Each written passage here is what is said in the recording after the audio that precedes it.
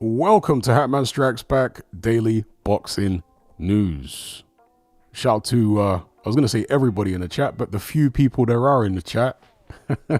Somebody's just informed me that it is, I guess, half term in the UK, so a lot of people with kids and whatnot are spending time with family. But shout out to the crew that are locked in. We got Brad H, we got Evil Uncle Phil, we got Jelly Mo, we got Ben, we got Dominic, we got Anthony, we got Cal. Big up, big up, big up, big up. Yes, we got Robbo in the chat. KB says perfect timing on my way home from work. Robbo says big up watching while remote working. Shout out to all the remote workers. Jelly Mode says, yeah man, it's Easter holidays. Evil Uncle Phil says probably plus more people being forced into the office instead of working from home. Shout out to Nathan. Shout out to Chainsaw. Big up, big up. All right, we've got some of the gang starting to come into the chat now. So yeah, let's talk about the fight this weekend then. And after that, we can talk about whatever you guys want to talk about, boxing related or not. So let's switch up the graphics here.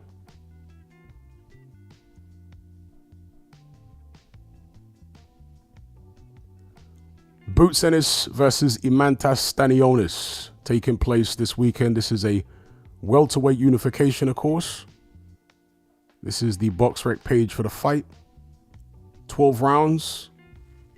You got Boots Ennis, 27 years of age, 33-0, going up against Eimantas Stanionis, 30 years of age, 15-0. Both orthodox fighters. Boots is the taller guy by 2 inches. He's got a 6-inch reach advantage. Of course, Boots from the USA, from Philly, and Eimantas Stanionis from Lithuania. This fight takes place at the Boardwalk Hall, Atlantic City. You know, Atlantic City has really been a forgotten location for boxing, at least big time boxing, over the past couple of decades. Because back in the 80s and the 90s, but particularly the 80s, there was loads of big fights on at the Boardwalk Hall in Atlantic City. The Trump Plaza and all that, in Atlantic City was a big fight location. But as I understand it, Atlantic City has really fallen into a state of disrepair. You know, it's not what it used to be. Because there was a time when Atlantic City was, look, it was never as big and vibrant as Vegas, but it was like the Vegas of the East Coast. Because they allow gambling, of course. I'm not sure if they still do in that part of New Jersey, but they allowed gambling back then, as I understand it. And so it attracted a lot of people. Just like Vegas, a lot of mafia types and whatnot. So yeah, good to see a big fight in Atlantic City at the Boardwalk Hall. It's been so many decades, or so many years at least, since I've seen that location for a fight pop up. So as I say, Boots Ennis from Philly, Pennsylvania. He's coming off wins over Karen Chikadzian, performance which I wasn't impressed with, nor was I impressed with his performance over David Avanesian. I thought he looked poor in both of those fights. And I've been saying since really the Avanesian fight that to me he looks drained. He doesn't look like a guy who is still strong at the weight. And as somebody pointed out, Boots Ennis is IBF champion. So he's now having to adhere to the IBF check weight system where, you know, you can't weigh over whatever it is, 10 pounds the morning of the fight. And this guy's a huge welterweight. So yeah, that's a very good point. I suspect the check weight might be bothering him as well. Stanionis, of a smaller stature, I think he makes the weight a lot easier. And I would not be shocked at all if we see an upset in this fight. For those of you who haven't seen Stanionis fight, he is a swarming pressure fighter. But as pressure fighters go, his punch quality is quite good. So he's not a guy that throws, or let me say lands, a lot of cuffing, inaccurate clubbing shots. but rather he's quite pinpoint with the way he throws his punches. He likes the left hook to the body in particular, and also the right uppercut, but he's got a good punch arsenal, a good variety in his work. But those two punches I would say are his favorite. The right uppercut and the left hook to the body. Swarms all over you, tucks up tight behind a high guard, and wears you down. He's not a massive puncher, Stanionis. I mean, he does have, as you can see, stoppages. Actually, in this graphic, it doesn't show, does it? But on my screen here, I can see his BoxRec page, and Stanionis has got 9 KOs out of his 15 wins. Bear in mind, some of those were obviously journeymen that he KO'd. So he's not a massive puncher. And to really drive that home, he has a common opponent, at least one common opponent with Boots Ennis, and that is Thomas Delorme, who is a Puerto Rican fighter. I guess you could have described him as a fringe contender at one point. I think he did fight for the world title at least once. Didn't he fight Victor Postal? I think he fought Victor Postal. Anyway, Thomas Delorme fought Stanionis back in 2021, and that fight went the distance. In Delorme's very next fight, he fought Boots Ennis. Can you guess or can you remember how long that fight went? Remember, he went 12 rounds with Stanionis in 2021. Next fight, he fought Boots Ennis.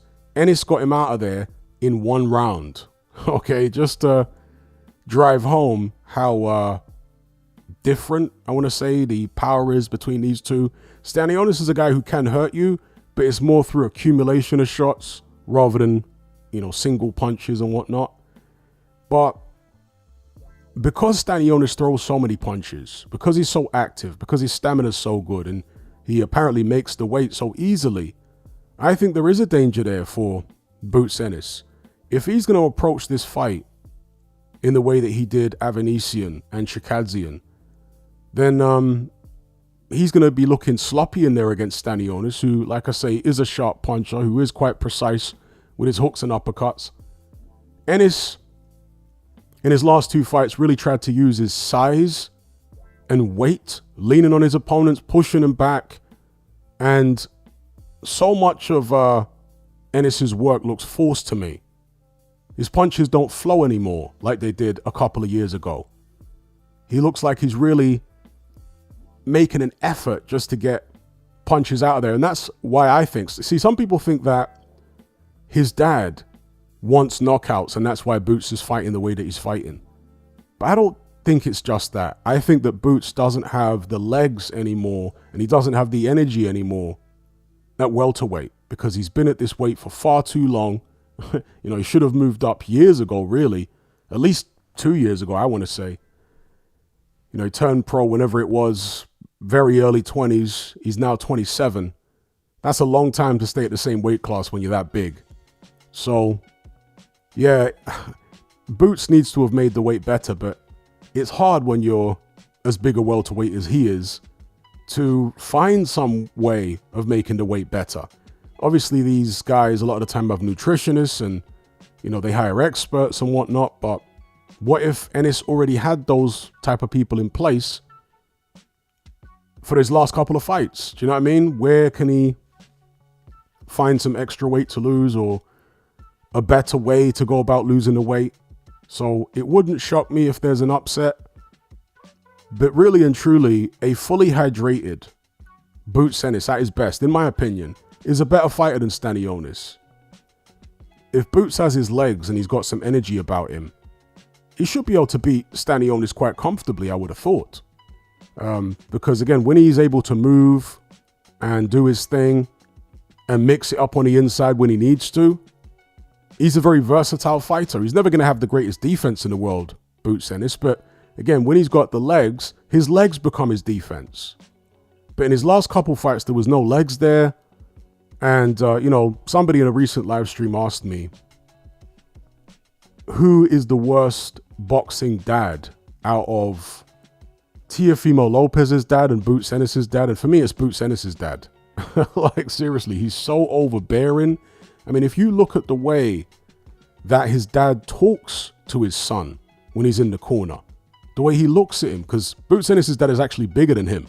It's quite unusual. I mean, obviously it does happen, but it's a little unusual when a dad is bigger than his son. And yeah, like Bozy Ennis towers over his son Boots and talks to him in this kind of authoritarian, you know, overbearing type of way. And you can tell Boots is just having to eat what his dad's telling him, even though he doesn't like it. He doesn't talk to his son like his son's a man. He talks to his son like his son's a boy still, when the guy's 27 years of age. So yeah, I don't think his dad is a good influence on him. The fact that his dad is still his trainer at this age after all this time, you know, because fighters normally change trainers and do different things and whatnot, but no, he's stuck with his dad. I think that speaks to the hold his dad has over him.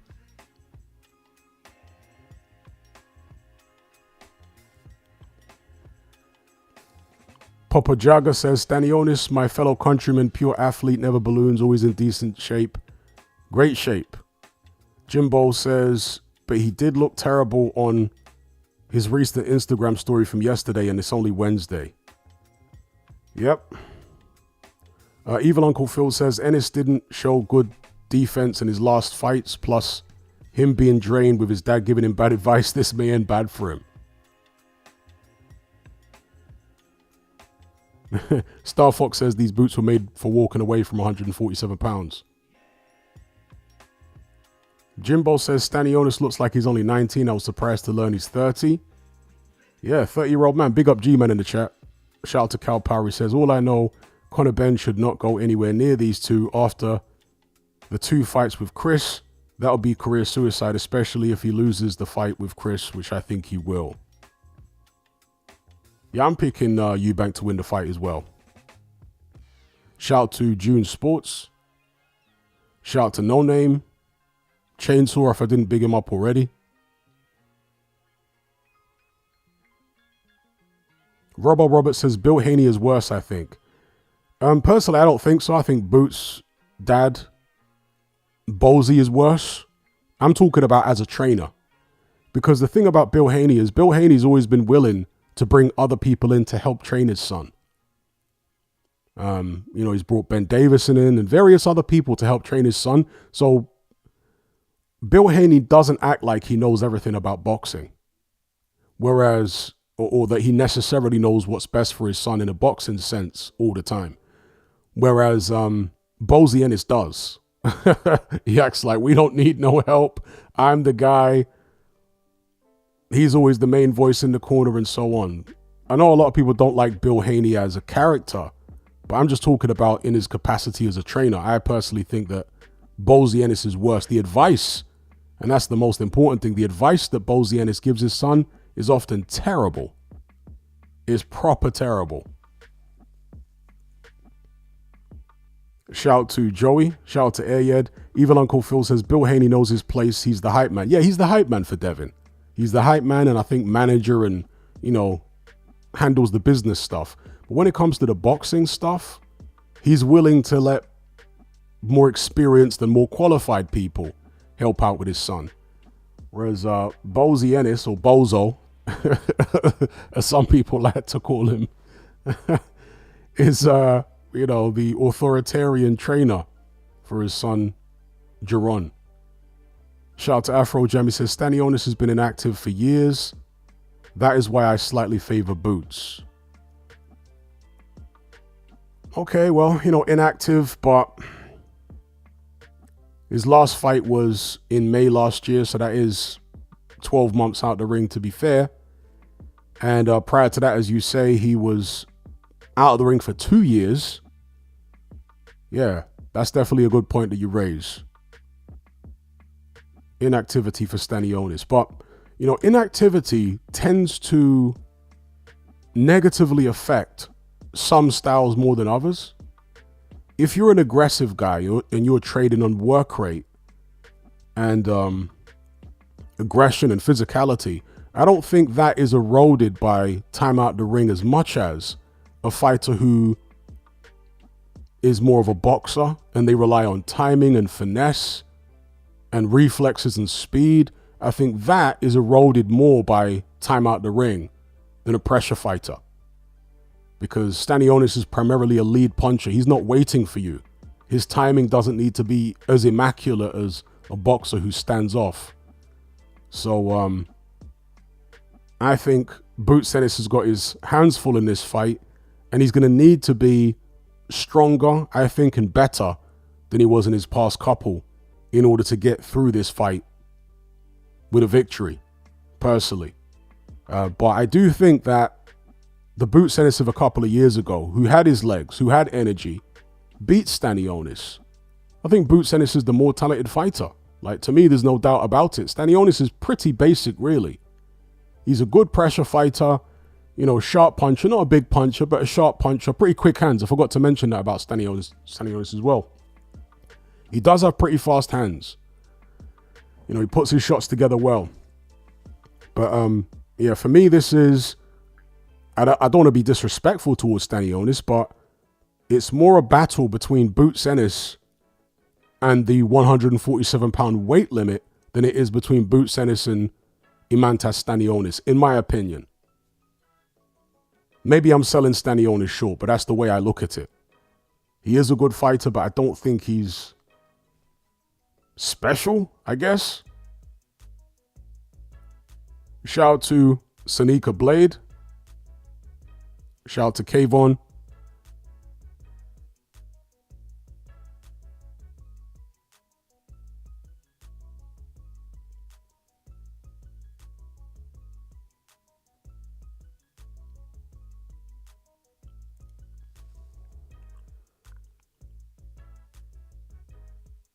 Now, Evil Uncle Phil says it's unfortunate for Boots. He most likely will never get rid of his dad as his trainer to ensure he maintains a healthy relationship. Yeah, if you can call their relationship healthy to begin with, do you know what I mean? Is their relationship even healthy? Joel says, Hatman, have you seen the pictures of Ennis recently? Weight cut looks bad. You've been right for a while saying he should move up. Yeah, I saw the photo. Somebody posted them in my Element group. In fact, let me see if I can get one of them on screen here. Do a bit of jiggery pokery. Hang on. Sanika Blade says AJ is shot. I think most people are on the same page. You know, after AJ got face planted in the Daniel Dubois fight, I think most people think, yeah, AJ's finished. He's shot. Where is this Boots picture? Oh, there it is. Yeah, he looks like he just stepped out of a refugee camp, bro. Boots looks crazy.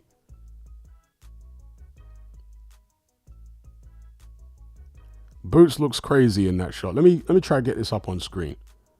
1 second, guys. He looks crazy in this picture. Let me look it up.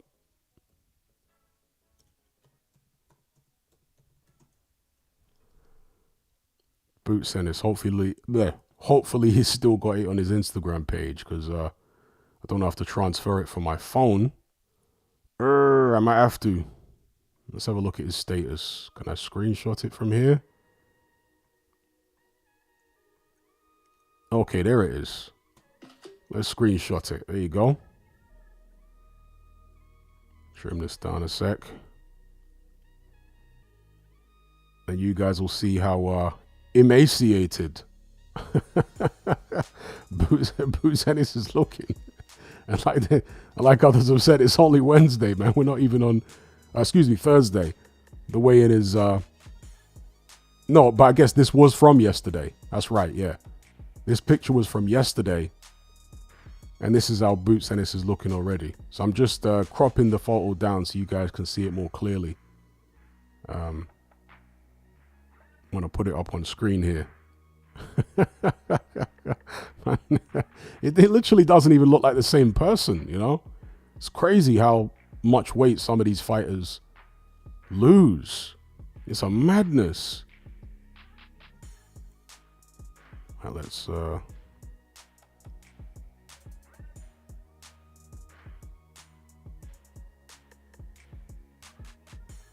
Yeah, I'm just trying to edit this thing real quick.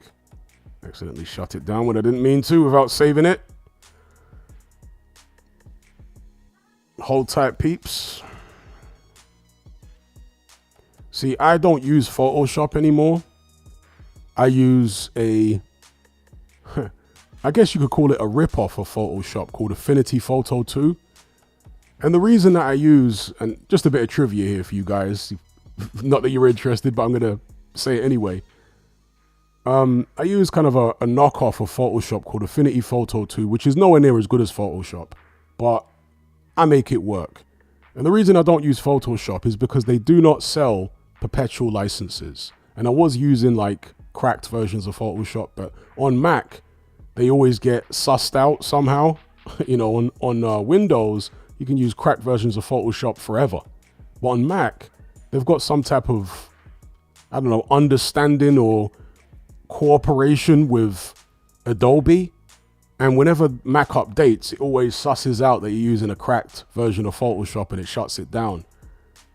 So, you know, I have no problem paying for software. I've got loads of software that I pay for, like music production software and what have you. It costs a lot of money. So I got no problem paying for something. I just don't like the principle of not being able to buy a perpetual license, not being able to buy a piece of software outright. Instead, what Adobe do is they basically make you rent their software or subscribe. I think they call it subscription, right? They make you subscribe yearly. You have to pay a fee every year to use their software. Nah, man, we ain't doing that.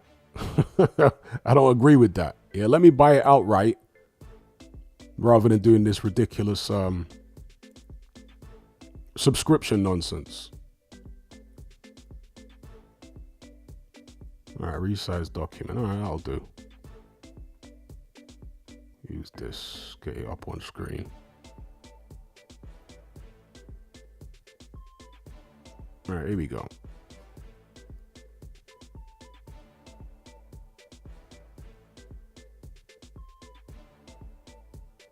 That's Boots Ennis now, folks. That was Boots Ennis yesterday. How crazy is that? Look at his forearm, bro. This guy literally looks like he has stepped out of a refugee camp. Absolute madness. Unbelievable. Look at the state of the guy. It doesn't even look like Boots Ennis. And he's going to be going into the ring on Saturday? Nah, this guy should have moved up years ago. Imagine how depleted his body is going to be stepping in the ring like this. Absolute madness.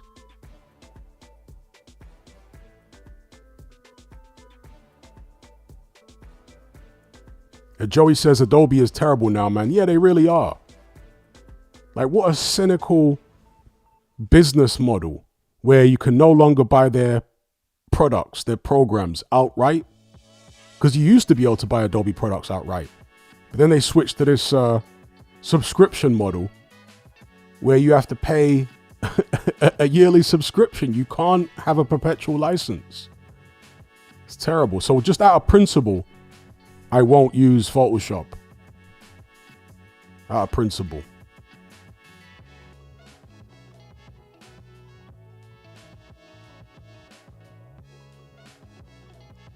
Jimbo says Usyk has requested for the WBO to give him an exemption for the undisputed fight with Dubois. Okay. So Joseph Parker's going to have to wait maybe if they grant him the exemption. Robert says that can't be real. Jesus. Yeah, it is real. Crazy, right?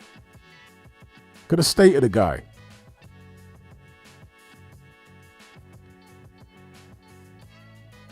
Kayvon Green says, I have seen Boots in person. I really don't get how he is making the weight. It's nuts. Full Fox says, I mean, I use Photoshop pirated. Yeah. I was trying to go down that road, using pirated version of Photoshop. But as I say, on Mac, whenever the Mac OS updates, it always finds a way to shut down the cracked version of the software. So So I just had to leave cracked versions of Photoshop alone, because on Mac, it always finds a way to shut it down. Whereas on Windows, yeah, I've got a Windows laptop with a cracked version of, it's an old version though, an old version of Photoshop, but it's cracked. And that has never been sussed out by Adobe or whatever. So I think Apple and Adobe are in cahoots. Jay says, using DaVinci Resolve instead of Adobe for about a year, never looked back. Yeah, I've been using DaVinci Resolve for video editing. Yeah, but I'm talking about like photo editing.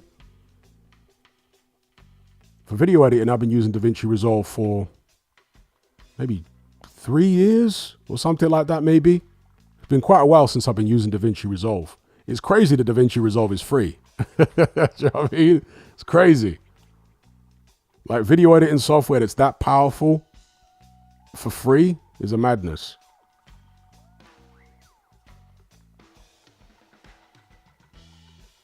But yeah, with photo editing, I use a Photoshop knockoff called Affinity Photo 2. It's nowhere near as good as Photoshop, but you know, I make it work. I get the job done.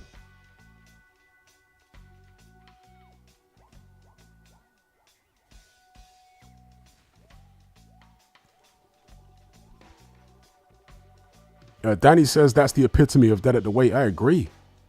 Dominic K says the father don't care enough about his son. Kuzan says, I rewatched your Galota video again. The guy was a flipping nutcase. He was too. He was an absolute madman. Even Uncle Phil says Boots' punch resistance must be at least 40% with this cut. To be fair, Boots hasn't really shown too many issues with punch resistance, but he, to me, has shown deterioration in his energy levels, his movement. Doesn't have the legs anymore.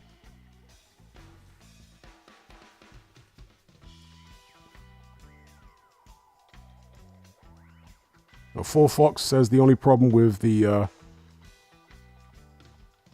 let's call them other versions of Adobe is you have to download another version every couple years. But I haven't had that issue on Windows though, like I keep saying. On my Windows laptop, I've had the same old bootleg version of Photoshop for years, and yeah, I mean, it must have been on there for 6 years, 7 years. Yeah, that's how the version of Photoshop I got on my Windows laptop has been on there for 7 years. And the reason I don't primarily use that is because it doesn't have the same features. You know, that old version of Photoshop doesn't have the same features that I require now.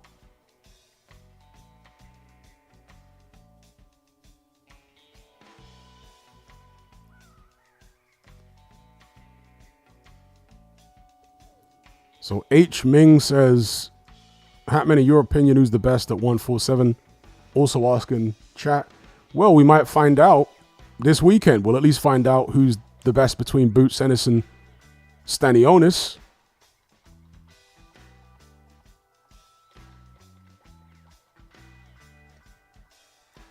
So to give a rundown of the current champions at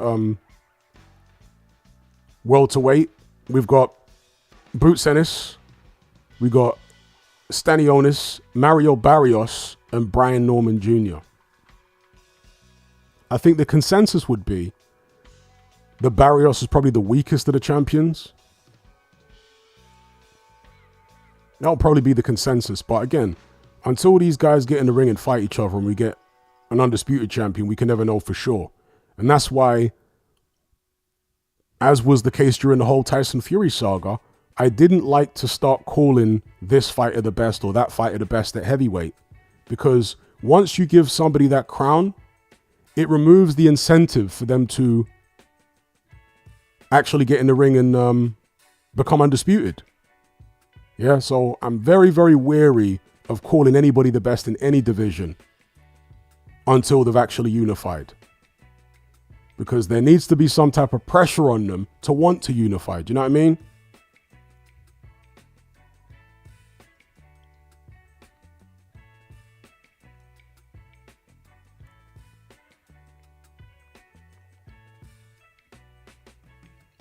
Star Fox says, can we remove Ethiopian Ennis from the screen now?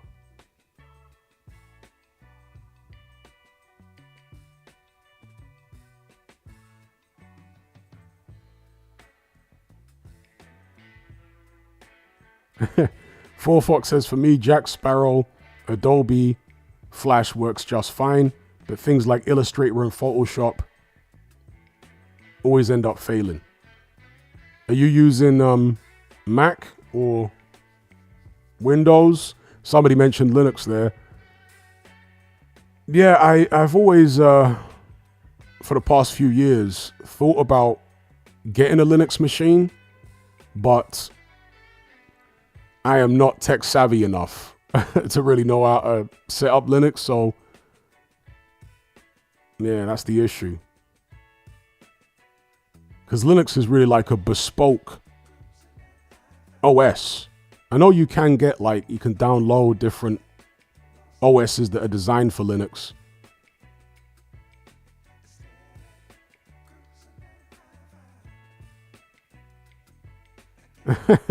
Afro Jam says, at first glance, Boots look like a skinny Stephen Fulton. I agree. Shout out to Adam for the super chat. He says, Jarrell Miller versus Prime Shannon Briggs.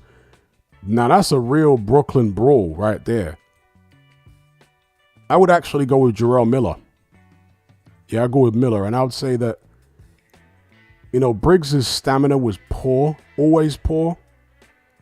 So, unless he's knocking Miller out in the first few rounds, and I don't think he would, then I reckon Miller walks him down later on in the fight. Maybe doesn't knock Shannon Briggs out, but potentially outpoints him. So I'd actually go with Miller because of Briggs' poor stamina, very poor stamina. And he always blamed his poor stamina on having asthma. So yeah, shout out to Adam for the super chat.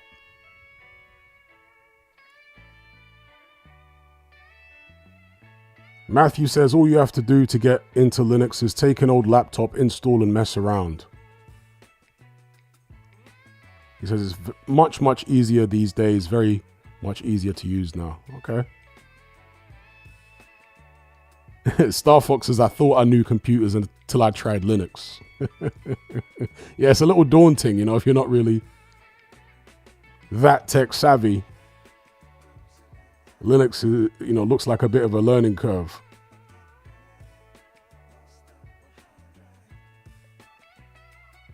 Danny says, many think Foreman was robbed against Briggs. What's your take on this fight, if you have any? I think robbed is strong. I thought it was a close fight, but especially back in the 90s, which is different than today, the aggressor was far more favored by fans and boxing commentators, even officials. So Lennox Lewis, by today's standards, was a pretty aggressive big man. But by the 90s standards, Lewis was seen as very cautious and conservative, you know. So, yeah, because Briggs fought that way, on the back foot, moving around and whatnot, sticking and moving, a lot of people were of the view that, yeah, you can't win a fight that way against an old man who's coming forward and throwing big punches at you. You can't be rewarded for fighting in such a negative fashion against, you know, a man who's pushing 50. So I think that was a lot of what was behind the whole robbery narrative. I mean, I've got no issue with anyone who scored the fight for Foreman, but I don't think it was this shocking decision that people make it out to be.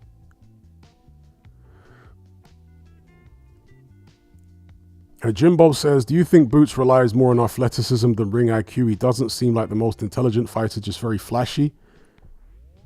Well, he's certainly not very intuitive when it comes to his defense, but he's not really flashy anymore, to be honest.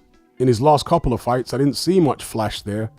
I saw a guy who was forcing his punches, a guy who didn't have the legs to move around, a guy who couldn't get extension on his punches even.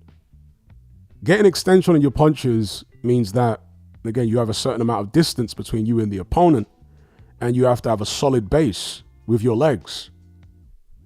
But he doesn't seem to have that anymore. And I think, as I keep saying, I sound like a broke record, it's because he's totally drained.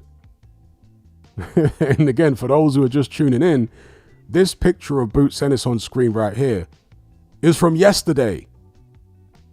This was him yesterday. Look at the state of the guy.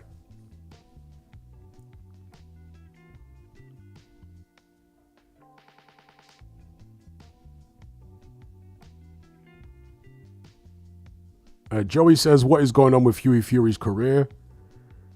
Who knows what's going on with Huey Fury's career? You might as well call him sick note. I've never seen such a sickly fighter in all my life. The amount of times that guy's pulled out of fights, crazy, Huey Fury, you know?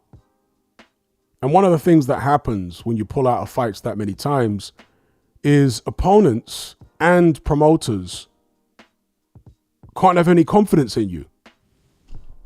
Do you know what I mean? How can you have confidence in a guy who's pulled out of that many fights? So promoters don't want to work with him. Opponents don't want to sign up to fight him because they're going to potentially waste the training camp with the guy pulling out sick.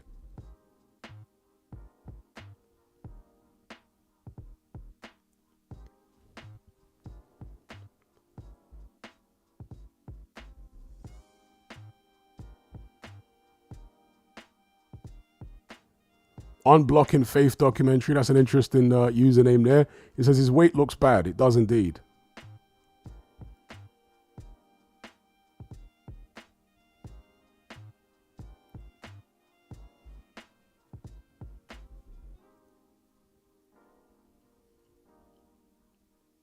Gorguga says looks like a super featherweight. Evil Uncle Phil says, hence why he, as in Huey Fury, is on GBM fighting cans. Indeed. Dominic says Huey is a horrible style too. Well, that definitely don't help. Horrible style and a bad reputation for constantly pulling out of fights for years and years and years.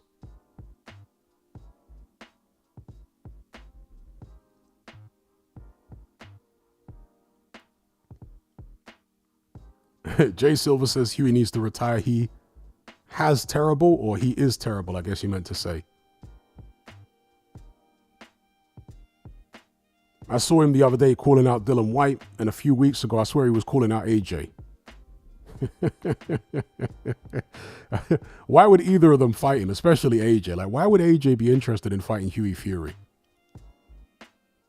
If Huey and Tyson were still close, then there might be an incentive for AJ to fight Huey, right? If Huey and Tyson were close, then AJ could say, okay, let me go fight Huey, beat him up, and that might draw Tyson out of retirement. But Huey and Tyson, as I understand it, haven't spoken for years. So he can't even use the situation to his advantage in that way, AJ. So, yeah, Huey's just basically screaming in the dark at this point.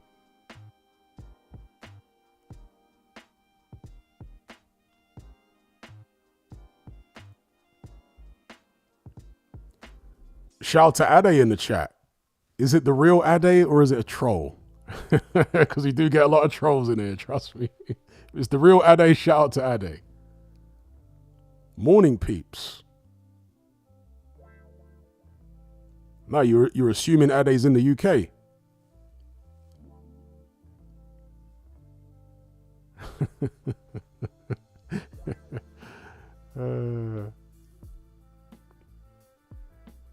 Yeah, we get so many trolls in here with fake news and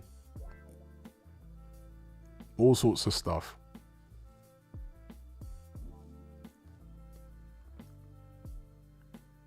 Why doesn't Huey and Tyson talk? Well, there seems to have been some kind of rift between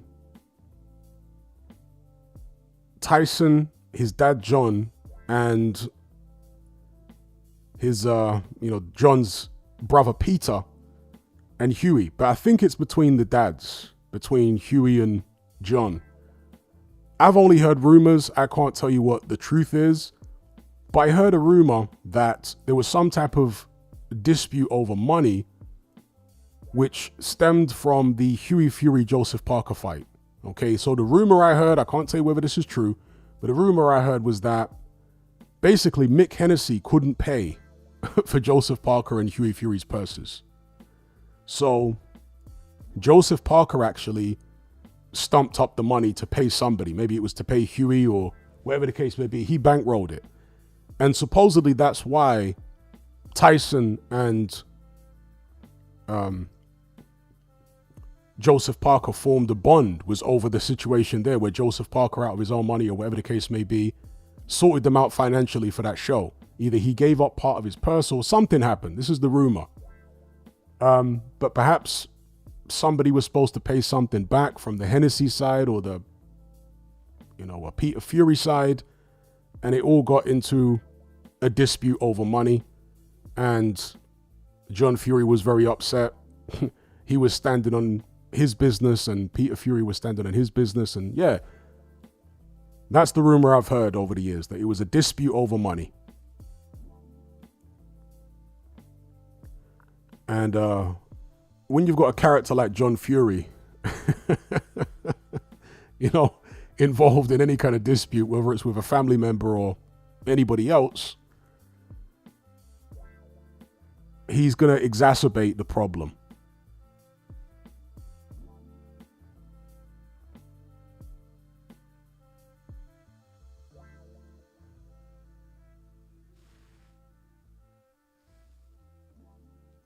Mark Hatch says, True Geordie has a boxing channel too. Yeah, True Geordie was in the chat room a few live streams ago. A few months ago, actually. He turned up in the chat for one of my live streams previously.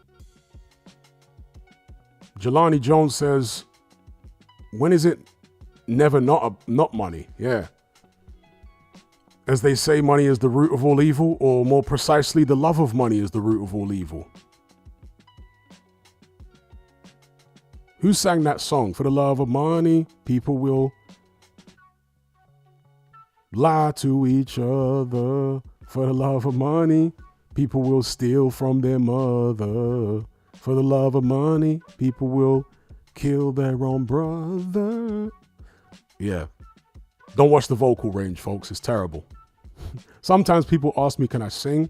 And I say no, but my singing isn't diabolical within a very small vocal range, because my vocal range is very small. So if you give me a song where the vocal range is limited, I could probably do it quite well. But when you have to go up and hit high notes, I can't do all that.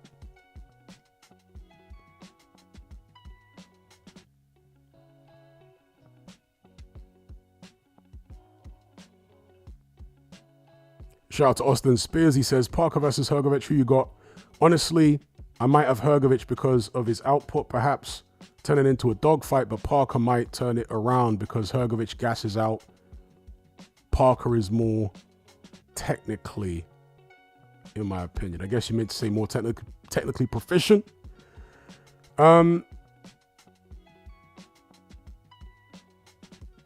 think Parker is faster and he's more of an athlete than Hrgovic.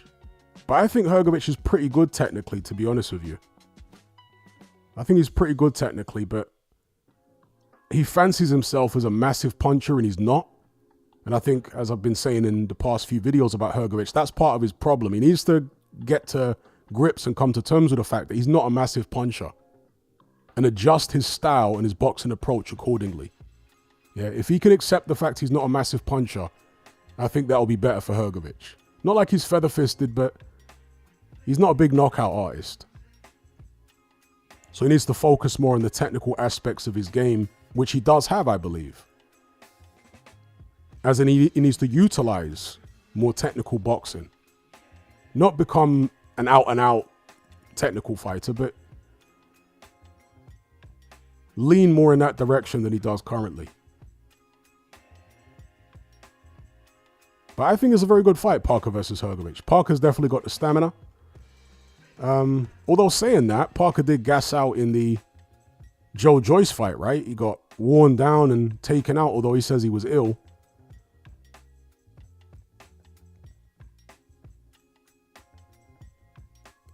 But it's a good fight.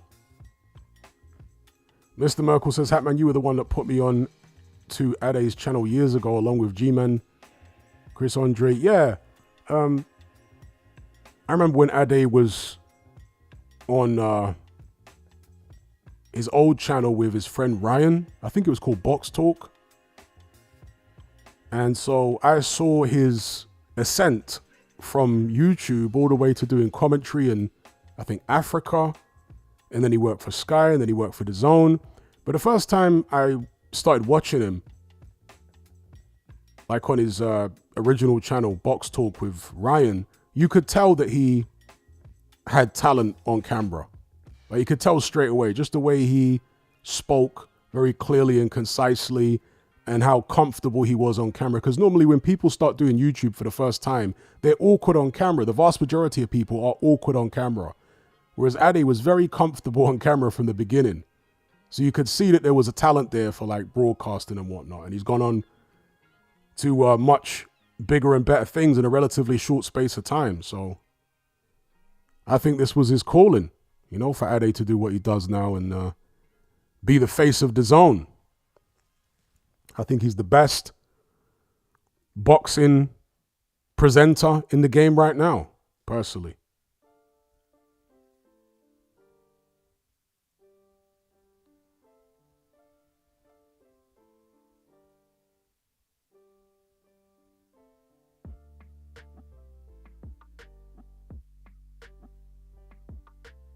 Now, Austin Spears says, I'm just saying it's not an easy fight for Parker. Yeah, I certainly don't think it's an easy fight for Parker.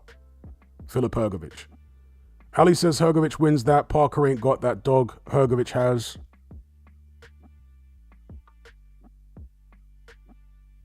Jelly Mold says, I think Parker will frustrate Hrgovic to the point where he goes into his disinterested mode and loses ambition. I don't see the fight going that way, personally. I don't see the fight going that way. Afro Jam says Hrgovic is defensively poor.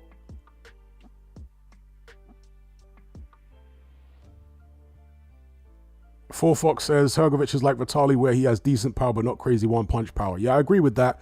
I would say Hrgovic is almost like, I don't want to sound crazy harsh, but he's a slightly inferior version of Vitali Klitschko, because he fights in a very similar fashion. And just like Vitali Klitschko, he's got a real good chin.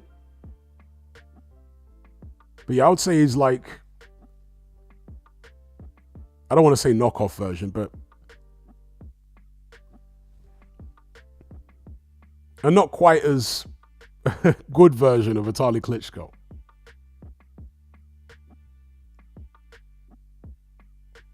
Tef Vision says Onyx Love of Money from the Shut 'Em Down album. Well, yeah, but they just used an interpolation of the original song. They didn't come up with that hook for the Love of Money. It was called Rob and Vic. The track you're talking about from the Shut 'Em Down album is called Rob and Vic. They stole that chorus. I say stole. They interpolated that chorus from an original song. I forget who sang the original song.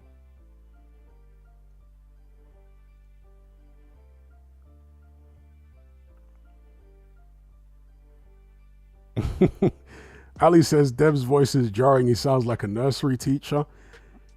You know, personally, I don't really mind Dev. The thing that gets annoying about Dev is that he's such a Frank Warren Queensbury company man. You know what I mean? He's just such a shill for Frank Warren. That gets a bit annoying. I mean, it gets very annoying at times. But generally, as a presenter, I don't mind Dev. I think he's, you know, his little cheeky, chappy persona is quite entertaining.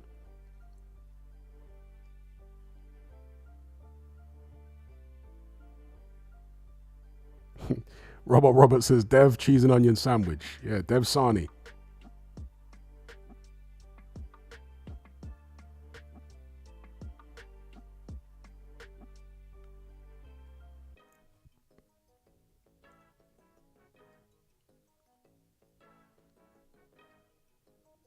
Austin Spears says, who should Moses Itauma fight next? I think Jermaine Franklin will be a good journeyman. Perhaps he can make Another statement given: Franklin took White and AJ the distance. Yeah, I think Franklin is a good shout. And also Charles Martin. I don't know what happened to that, because Charles Martin was calling a Itauma route. There were rumors that that fight might be taking place.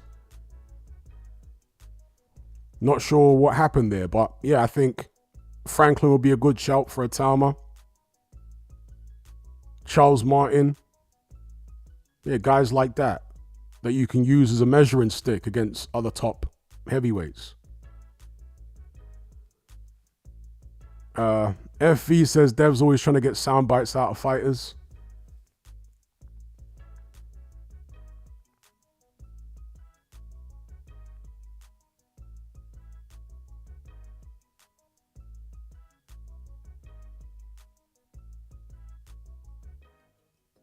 DGO says that looks like Mexico, Hatman.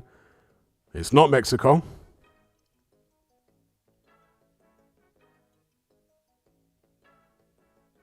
Naba says Moses needs a Pulev or Hrgovic. Personally, I wouldn't put Itauma in with Hrgovic just yet. Pulev, yes. Pulev 100%.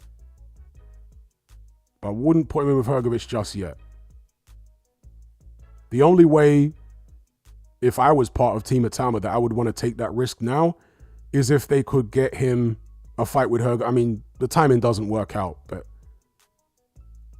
hypothetically, if they could have gotten him, let's say, a fight for a vacant belt against Hrgovic before the deadline to break Mike Tyson's record, then it would have been worth the risk just for the chance of creating history.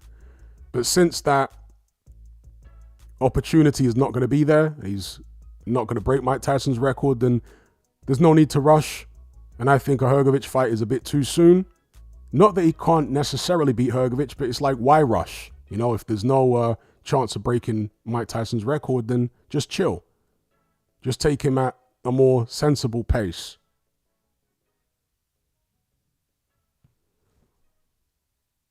But yeah, I would say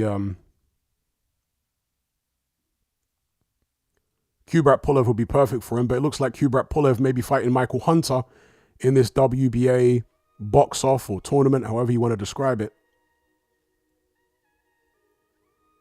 Ed Ellaby says, how come no one talks about Karol Itauma? Well, he already got beat, and he doesn't appear to be as talented as anywhere near as talented as his younger brother, Moses. Jay Silver says Spencer Oliver is the worst. He doesn't have an original thought in his head.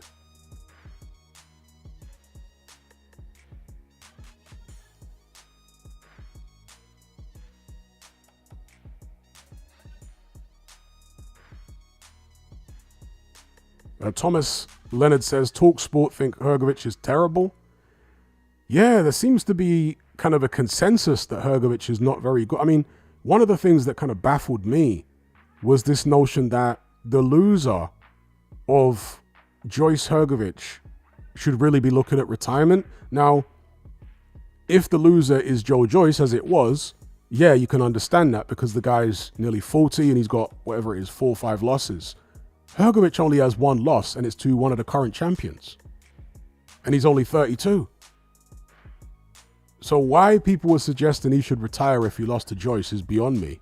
Do you know what I mean? Like, nah. There'd be no reason to. Obviously, depending on the nature of the loss, if Hrgovic had lost, but 32 years of age with 2 losses, never even fought for the title yet. No, that's not a retirement scenario.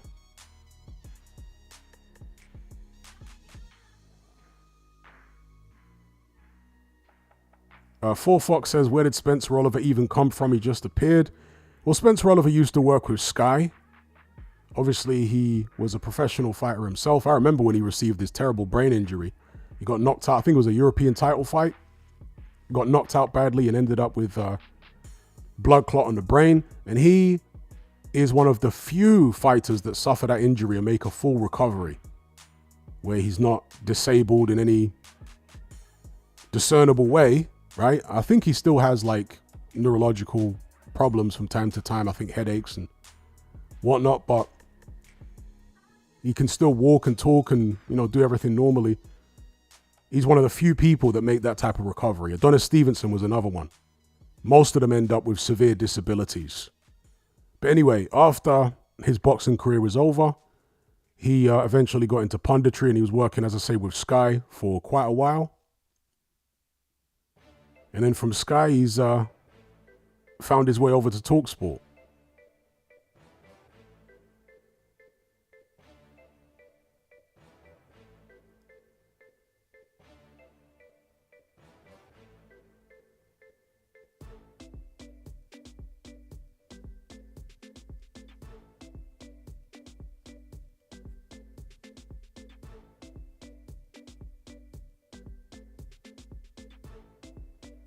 Mark Hatch says, I'm conflicted on Hrgovic. He has amazing fluidity in his punches, but he sometimes looks bored in fights and looks like he's not trying. I don't know, maybe he's got that stoic Eastern Bloc demeanor,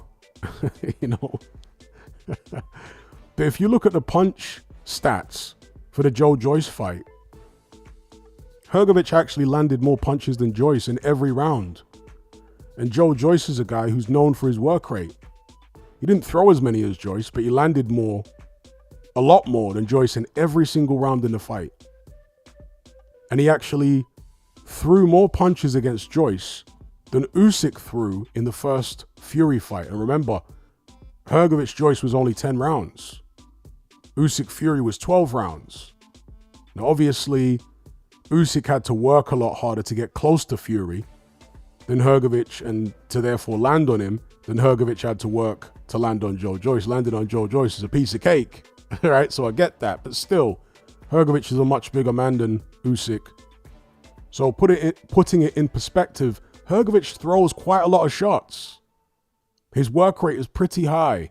Maybe it's too high. Maybe Hrgovic needs to lower the output a little bit and focus more on quality rather than quantity. Also, Hrgovic, because he's got such a good chin, and he's got this kind of alpha personality, he barely clinches. You guys notice that? Hrgovic barely clinches in fights. Even when he's in trouble, he'll barely flinch. Clinch, excuse me. You look at the Dubois fight. So Hrgovic comes out like a steam train, hitting Dubois with a million right hands in the first 2-3 rounds. Runs out of gas. Then Dubois, from let's say the 5th round on, starts really putting a beating on Hrgovic. Hrgovic isn't trying to grab hold, and he might have clinched a couple of times, but not excessively, And maybe that's something he needs to fold into his game. More tactical clinching. We don't like it as fans. But from the perspective of what's best for the fighter, that might be something that Filip Hrgovic needs to incorporate into his game more. Is more tactical clinching, throwing less punches but more meaningful punches, etc.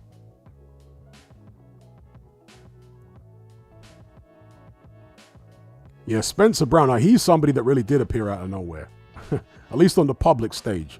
He's been behind the scenes for quite a while, working with Tyson Fury and whatnot, but Ringstar, is that what his company's called? Is it Ringstar? Yeah, he, on the public stage, has appeared out of nowhere.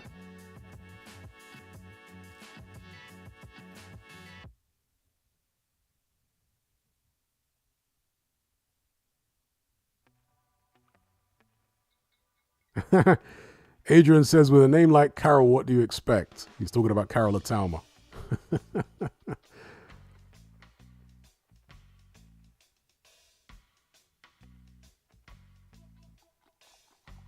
Jay Silver says, Hrgovic versus Bakole is a great fight, or Bakole versus Big Baby Miller. Bakole versus Big Baby Miller is one of my favorite potential matchups in the heavyweight division.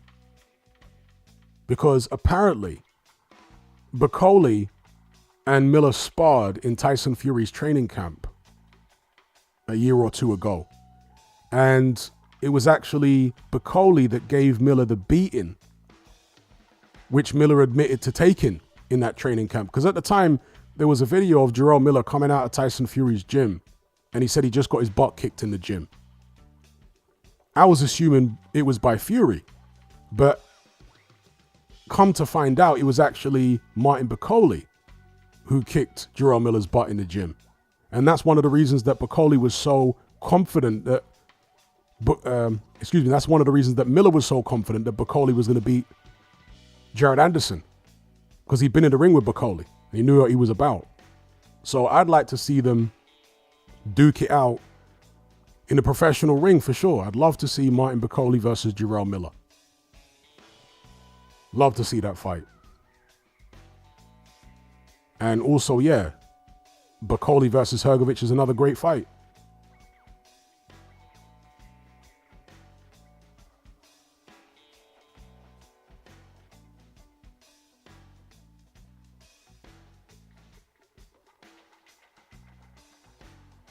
Mr. Prodigal Chung says, Benavidez picked up the vacant WBC light heavyweight title. Do you think he should fight Smith and Yard next?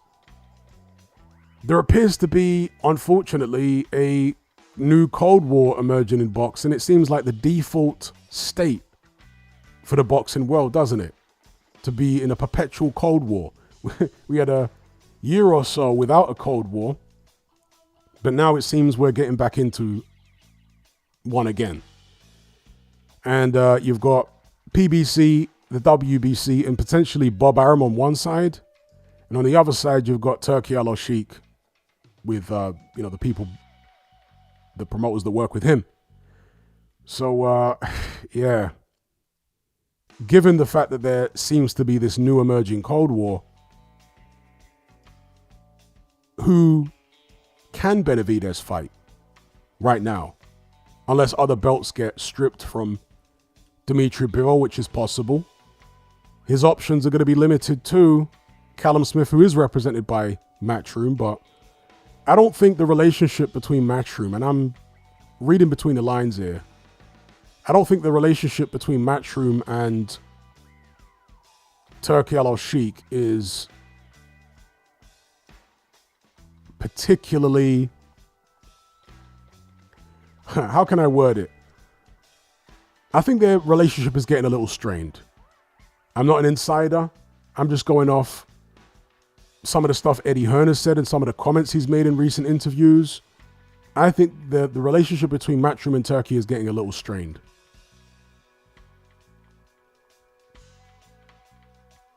Or at least between Eddie Hearn specifically and Turki is getting a little strained. So I think that Callum Smith is a realistic opponent for David Benavidez, if he wants to travel, that is, because they're never going to be able to get David Benavidez, I wouldn't have thought anyway, to fight Callum Smith in the UK. So that would necessarily be an American fight. And Anthony Yard against Benavidez, yeah. I reckon that fight could be made.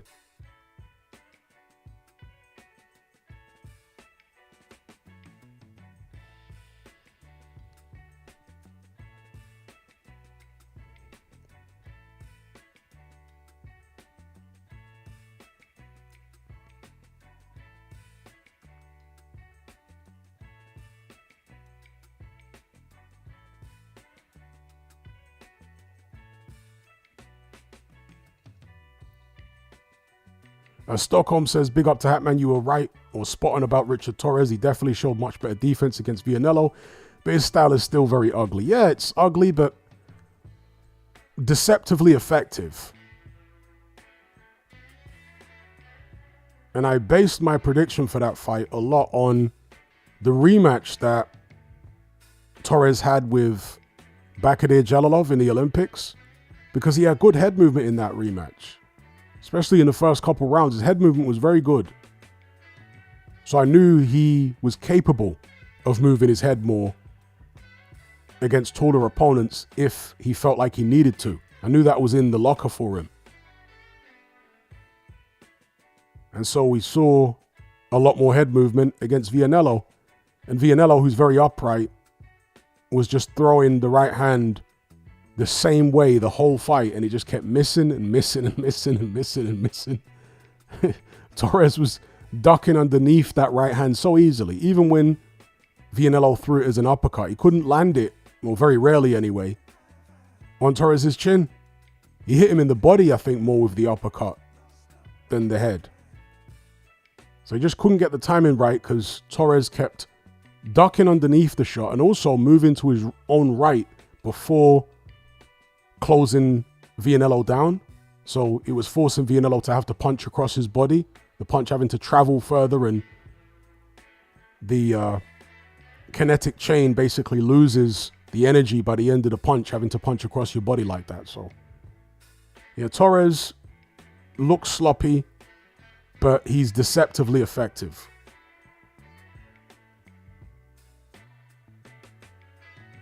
Ayed says, is Pacheco pulling out of purse bids? A signed Matchroom will not risk prospects as quickly. Personally, I think that this is all symptomatic of a Cold War, a boxing Cold War. It's like Eddie Hearn is doing the bidding now of the Saudis. Whatever they tell him to do, he's doing it.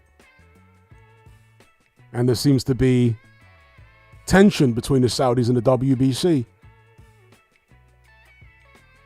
So if there wasn't that tension there, I suspect that the fight would be happening. The Pacheco would be fighting Christian Mbili. Because think about it. Bivol relinquished his WBC belt rather than fight Benavidez. Pacheco pulled out of a WBC, I think it was interim or final eliminator or whatever it was, with Christian Mbili. I mean, to me, Pacheco's the better fighter than Mbili, personally, in my opinion. Shout out to KO for the super chat. He says, years ago you criticized McGuigan for saying AJ shouldn't fight reactive like Canelo and should instead hands up and be a beast. Has he been proven right? No, I don't think so. I don't think so, no. I think that Anthony Joshua has certain flaws, psychological flaws that nobody could fix. And that ultimately played a very significant part in the way his career panned out. Was, Anthony Joshua's psychological weaknesses. Now, I say weaknesses. He's obviously stronger mentally than your average Joe Blow. I'm comparing him to other elite fighters. So it's all relative. He doesn't have the kind of iron mindset of an Alexander Usyk, even a Tyson Fury. His mind isn't as strong as their mind, in my opinion. So that was part of the issue. I think the best thing for Anthony Joshua, if you could redo his career over again, I think the best thing for him would be to be with James Ali Bashir and Jonathan Banks. I'm not sure if there's tension between James Ali Bashir and Jonathan Banks now, but in an ideal scenario, those two, because they are, people who come out of the Kronk legacy, and they worked with Vladimir Klitschko for so many years, and they're used to dealing with heavyweights. Jonathan Banks himself boxed as a cruiserweight and a heavyweight. I think Jonathan Banks and James Ali Bashir, with Anthony Joshua from early on in his career, would have produced better results.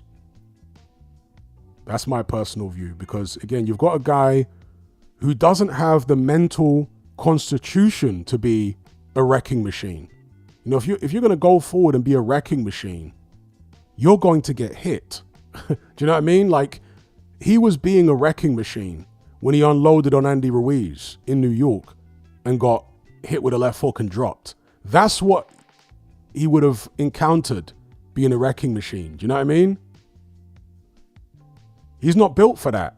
He doesn't have the mindset for it when things get rough. He doesn't have the punch resistance for it. He doesn't have the stamina for it.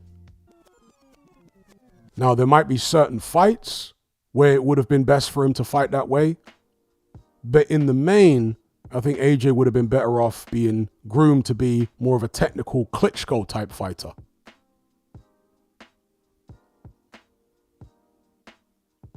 But shout out to KO for the super chat.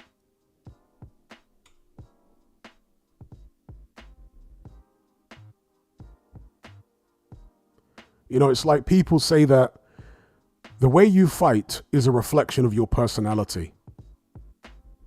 If you are a do or die wrecking machine fighter, you know, moving forward, you have to be able to react the right way when somebody catches you. Because they're going to catch you. I mean, if you look at Mike Tyson, for example, he was a wrecking machine. Mike Tyson had a great chin. An underrated chin, actually. Yeah, a very, very good chin, Mike Tyson. Anthony Joshua doesn't have that kind of chin.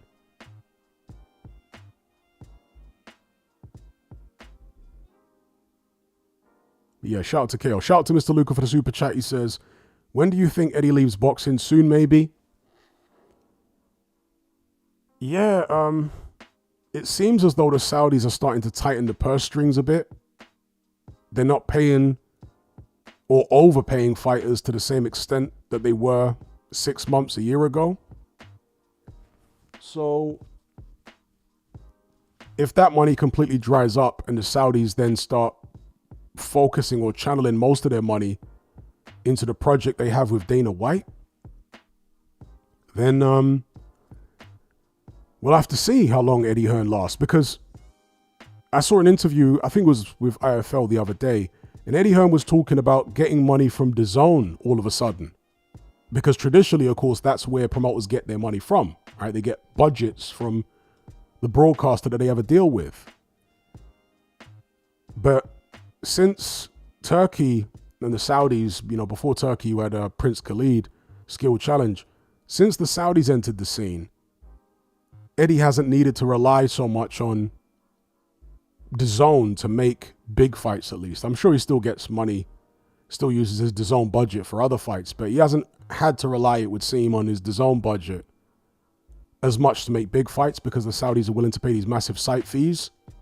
But now all of a sudden he's talking about, you know, going to DAZN and trying to make fights, insinuating that they're willing to pay for certain fights. So, yeah, and Eddie Hearn the other day, I mean, he's long said that whenever Turkey calls him up, he rinses him. Yeah, Turkey rinses Eddie Hearn all the time. Just talks to him any which way, calls him in the middle of the night and then screams at him when Eddie Hearn didn't answer his phone fast enough. You know, that kind of thing. And then Eddie Hearn's latest interview with IFL, he said that he and Turkey have had blazing rows with each other. You don't hear Frank Warren say that he's had blazing rows with Turkey. Now, I don't know whether he has, but the point is, Eddie Hearn feels the need to say this stuff publicly. He feels the need to say publicly that he's had blazing rows with Turkey. I think that relationship is strained. I don't think Eddie Hearn is happy, personally. And I think he is sticking in there for the money. As soon as the money dries up, will Eddie Hearn look to go elsewhere? We've heard Frank Smith say he's not particularly interested in staying in boxing long term.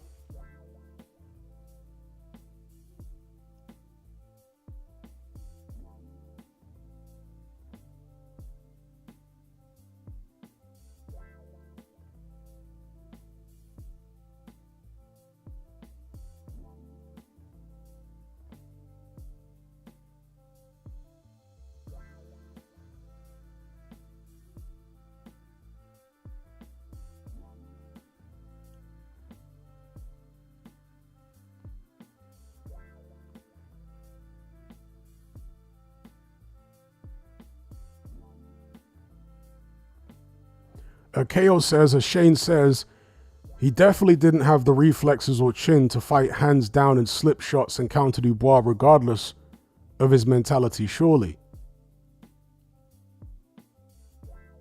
Well, yeah, but there is just the possibility that Dubois beats AJ no matter how AJ decides to fight. Whether he decides to come forward and try and swing it out with Dubois, or whether he boxes on the back foot.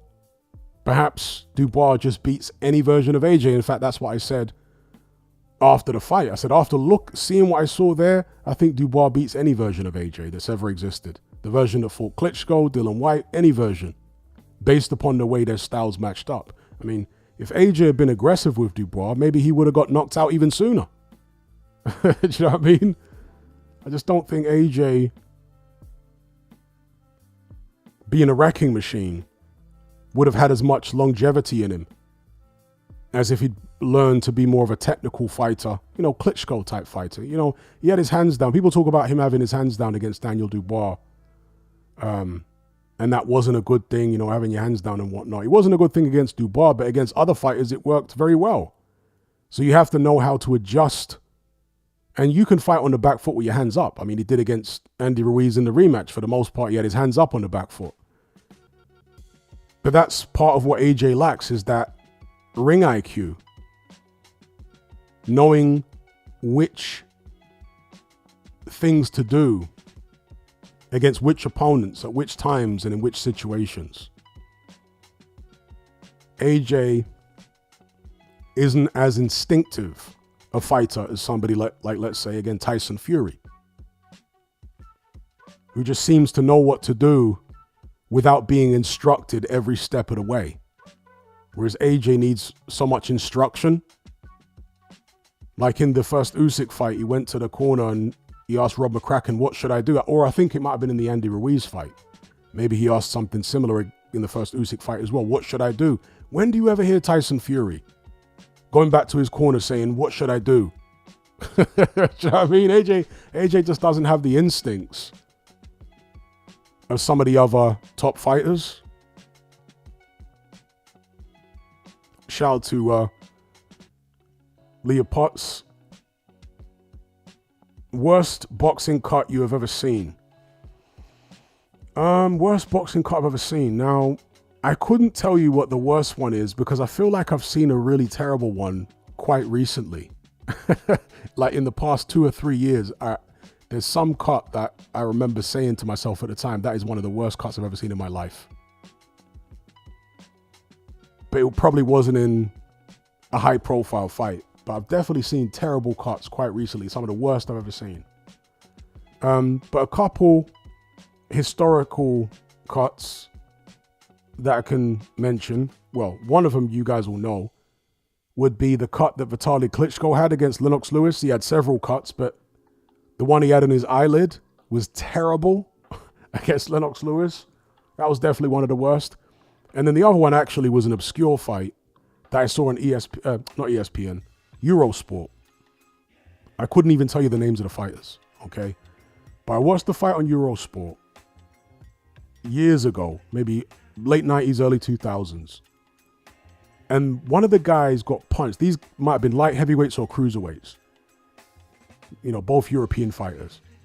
And one of them got hit in the lip so hard that his entire lip split. And when I mean his entire lip, I'm not just talking about the actual lips themselves. I mean, his top lip, right? If you can imagine, there was a split from under his nose all the way through his lip, as if you'd cut his lip all the way through with a knife. I was like, wow, that injury is crazy. His lip was literally cut in half, as if you took scissors and cut someone's lip in half. That's what it was like, all the way up to just beneath the nose. It was totally cut all the way through. And yeah, I wish I could remember the name of the fight, but that was one of the worst injuries I've seen. And amazingly, they didn't stop the fight. They allowed the fight to continue, and the guy with a cut lip actually won. But I'll never forget watching that on Eurosport with, I think, Steve Holdsworth doing the commentary. That's the thing that was memorable about it, the fact that the cut was so bad. Shout out to Mr. Merkel for the super chat. He says, who's your top 3 most dislikable people in boxing at the moment? Mine's probably David Adalai, Dev, and Clarissa Shields right now. Okay. Dislikable people in boxing at the moment. Clarissa Shields is definitely one of them. Like, Clarissa Shields is awful. So she's definitely one of them. The other two, I would say,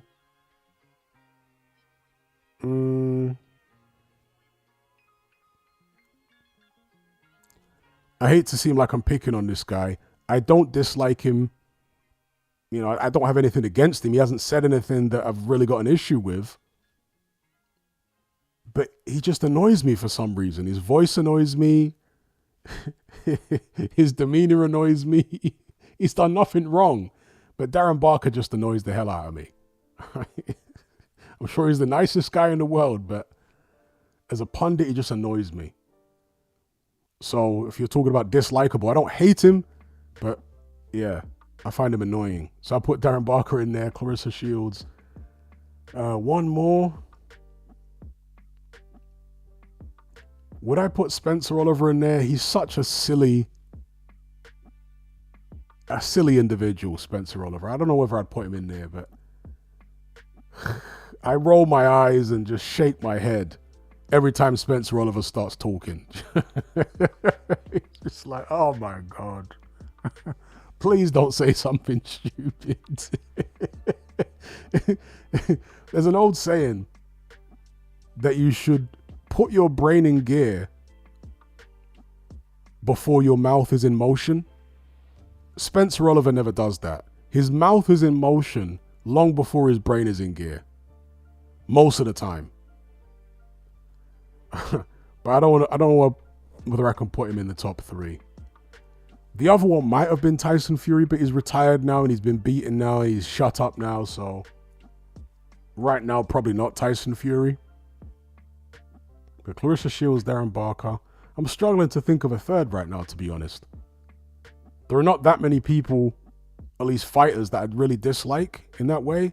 Somebody says Simon Jordan. I don't really mind Simon Jordan too much. Sam Jones is annoying. He's become so annoying. Yeah, Sam Jones has definitely become very annoying.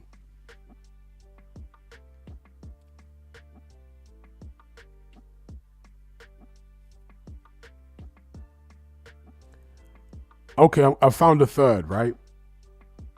Don Charles. Don Charles talks the most amount of rubbish. So yeah, Don Charles.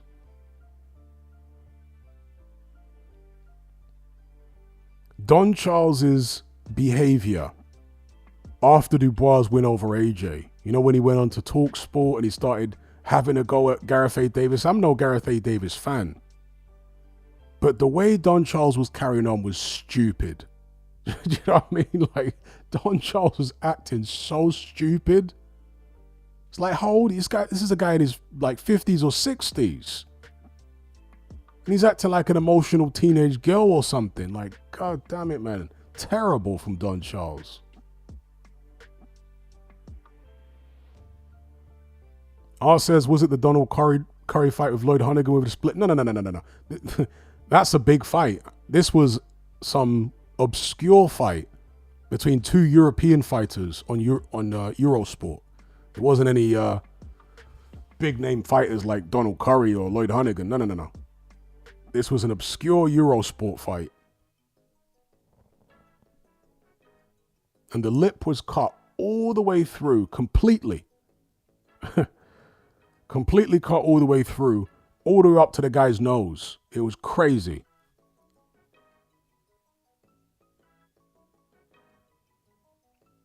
Evil Uncle Phil says that Don Charles crash out was hilarious.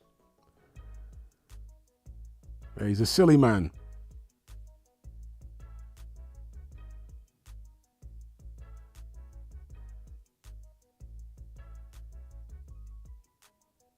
Okay, they're saying, where's the comment gone now? Mr. Lucas says Moses' opponent has been announced. Who is it?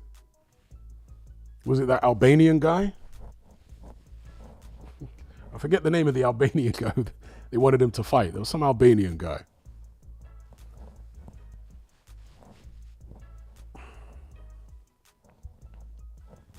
Hang on, Peace. Where's my phone gone?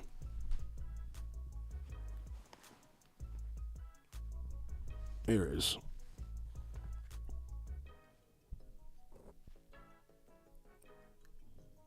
Wave says heavyweight prospect Moses Itauma will face Mike Balogan On the May 24 Josh Taylor Echo Esserman DAZN undercard, who in the world is Mike Balogan? Any of you ever heard of him?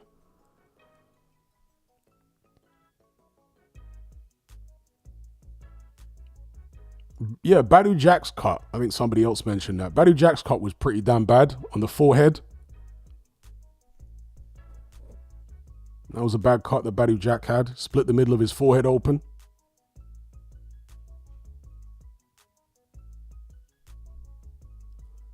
Let me look up this Mike Balogan guy. Who in the world have they got Moses Itauma fighting?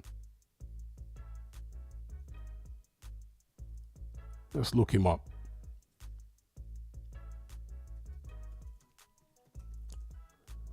Moses Itauma. Real name Enrico. Pro. I don't have it on his record yet. On his box rec, should I say. But you guys say his name. Let me just get the spelling again.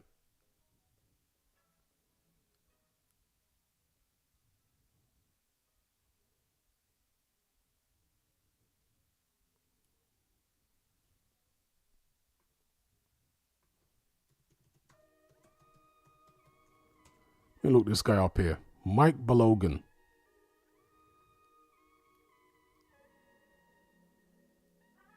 All right, 6 foot 1 inch southpaw, 21-1, 16 KOs from the United States. Got stopped by Murat Gassiev in 2 rounds back in 2023. I might have seen that actually. Got knocked out in 2 rounds by Gassiev. Well, that's not a good sign, is it? I mean, this guy appears to be a step down from Dempsey McCain.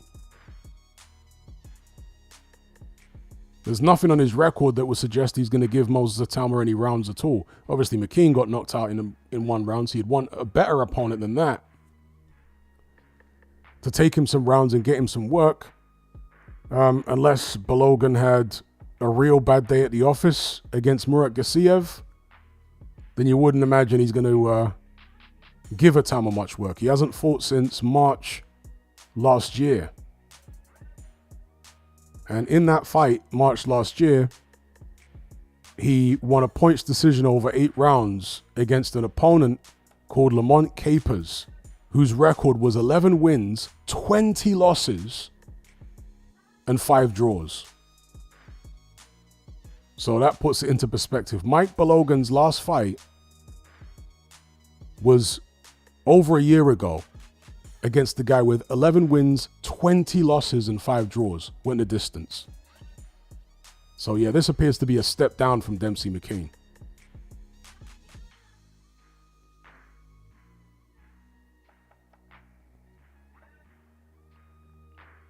Shout out to Leah Potts for the super chat. Pick a boxer, any era, who would give Triple G a war. And do you put his chin top 10 of all time? And who would you pick any era to beat Tank Davis? There are lots of fighters who will give Triple G a war, as in stylistically. So Marvin Hagler, Triple G, I'm sure would descend into a war at some point, although both guys could box. Triple G versus Gerald McClellan, 160 pounds, will be a war, because both of those guys had great chins. Would I put Triple G's chin top 10 of all time at middleweight? Absolutely yes. There's no question about it. Triple G has got one of the best chins I have ever seen in my life at middleweight, without a shadow of a doubt. I would put Triple G, Marvin Hagler, and Gerald McClellan maybe in the top 5 middleweight chins I've ever seen.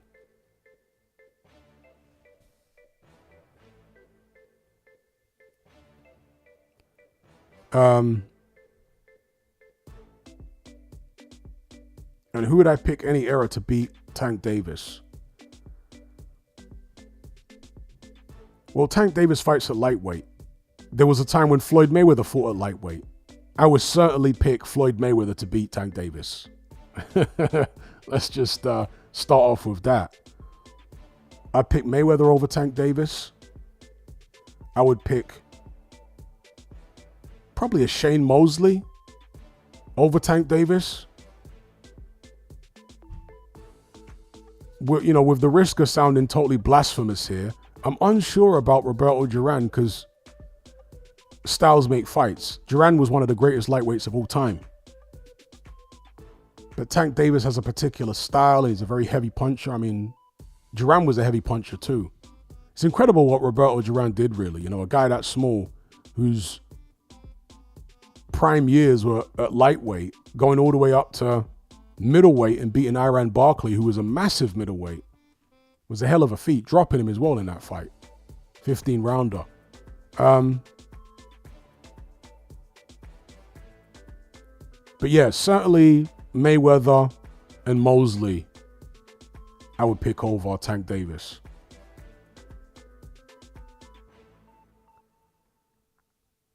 No, 135 pounds. I mean, Mayweather, I think, turned pro at super featherweight. But shout out to Leah for the super chat.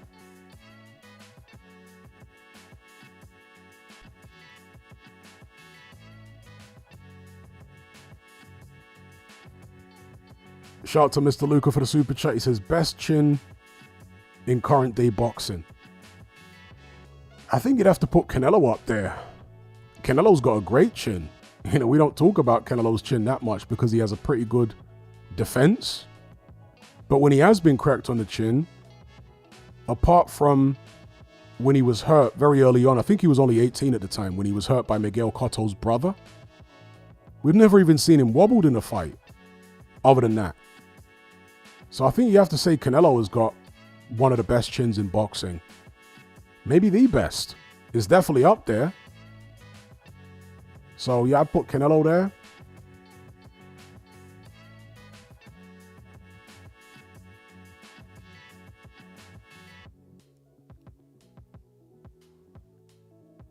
Great comment there from Tef Vision. He says, I think it was the first Usyk fight that AJ asked Clifton Mitchell, how would you fight this guy? Yeah, before the opening bell of the first Usyk fight, AJ turned to Clifton Mitchell, who, yes, he was a former professional, but he wasn't a world level fighter. With all respect to Clifton Mitchell, he's a very nice guy.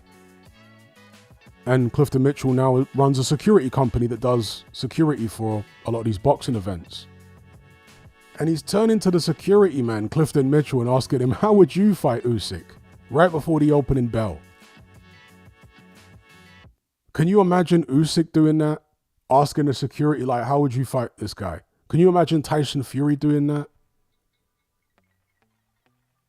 AJ needs instruction. He doesn't have the intuition, the boxer's intuition that you need at the elite level. And that's ultimately why AJ's career panned out the way it did. When you have a fighter that has that type of mindset, those kind of mental limitations, then I think you're going to need the Klitschko setup for him to get the most longevity and most success out of him. And the Klitschko setup was safety first, jab, jab, grab. You probably would need that kind of setup to get AJ succeeding at the top for longer than he did.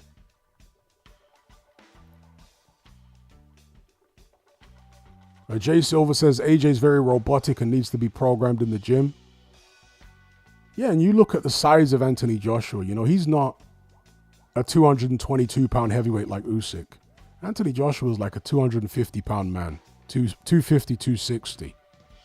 And yet he's doing like 3 and 4 months training camps. It's insane. Why would a guy that size be doing training camps that long?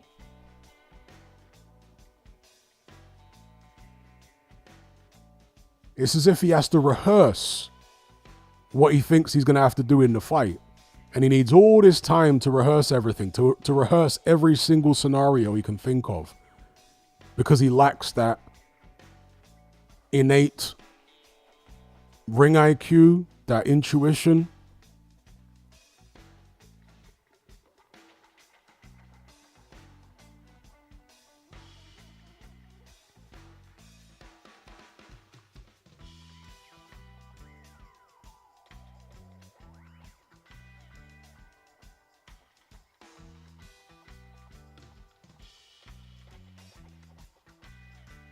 Seth says Amir Khan has a legendary chin. Yeah, legendary for all the wrong reasons.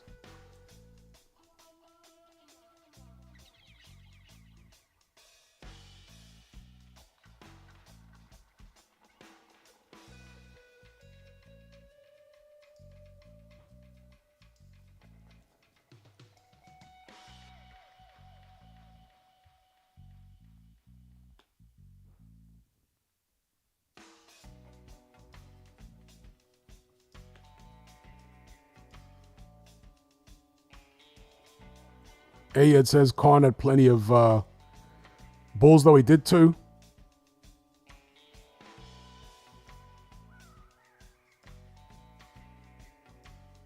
Mark Hatch says, I wonder if something happened in AJ's personal life. He did show heart in the Klitschko fight. Well, AJ, I mean, it really depends on how you define heart.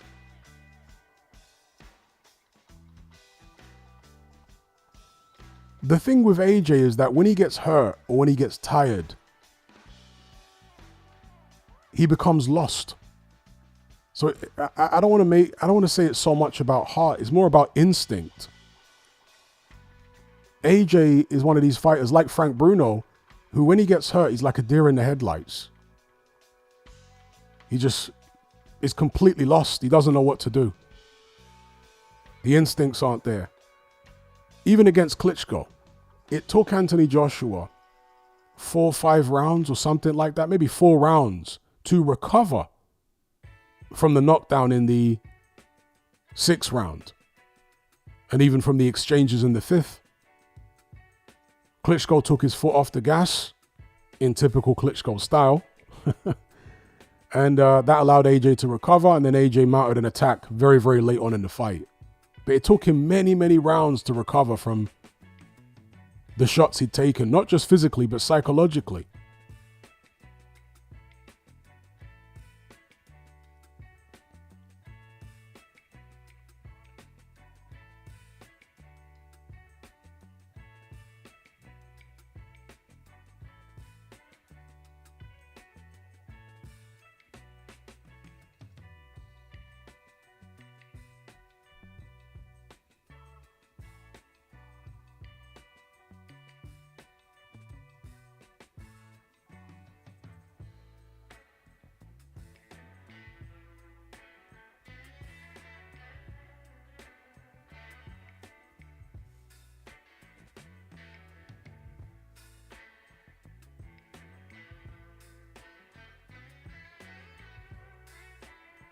Hasbol says, woman trouble can cause you a lot of emotional issues and affect mindset.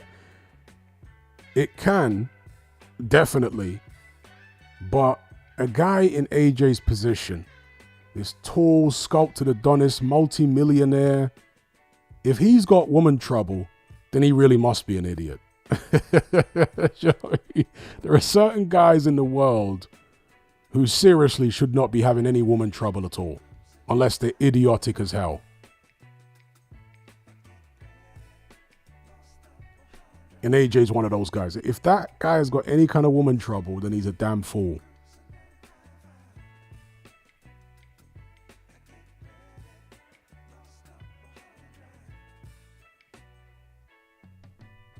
You know, celebrity guys who end up having woman trouble, they usually have trouble with women who are also celebrities, which was a foolish decision in the first place to get with a celebrity woman. I don't know why a guy who makes all that money would want a woman who's a celebrity. It's just unbelievably foolish.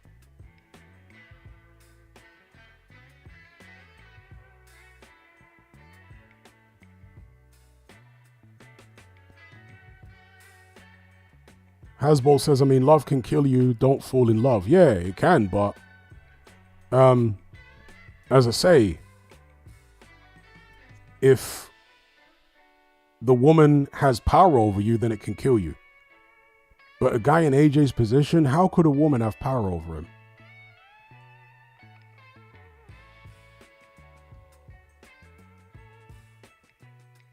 Shout out to Leah for the super chat. You can make any super dream fight come true. Who?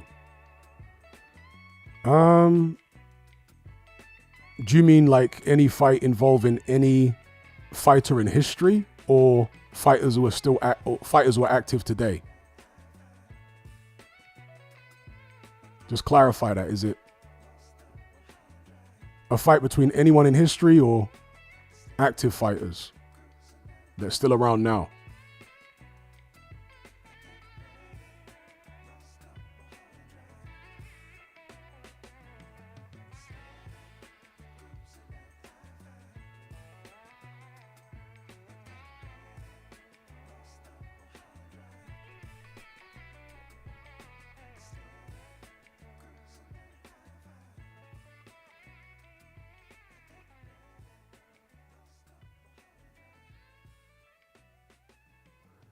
Okay, any from history, past or present. There are so many fights that I would like to see, fantasy matchups. Mike Tyson versus George Foreman, prime for prime. I would have loved to have seen that. Floyd Mayweather versus Tommy Hearns. I would have loved to have seen that.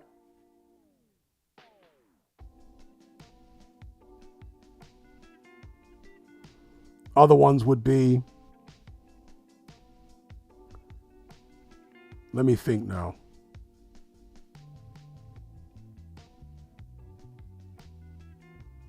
I'm trying to think for somebody I could match Roy Jones up against. But it's difficult because he was so dominant at super middleweight and middleweight. But yeah, those two anyway. Mike Tyson, George Foreman, prime for prime. I would have loved to have seen that. Floyd Mayweather versus Tommy Hearns.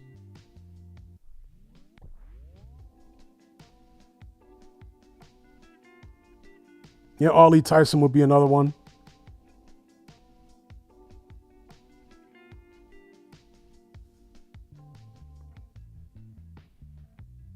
Let me think of one more.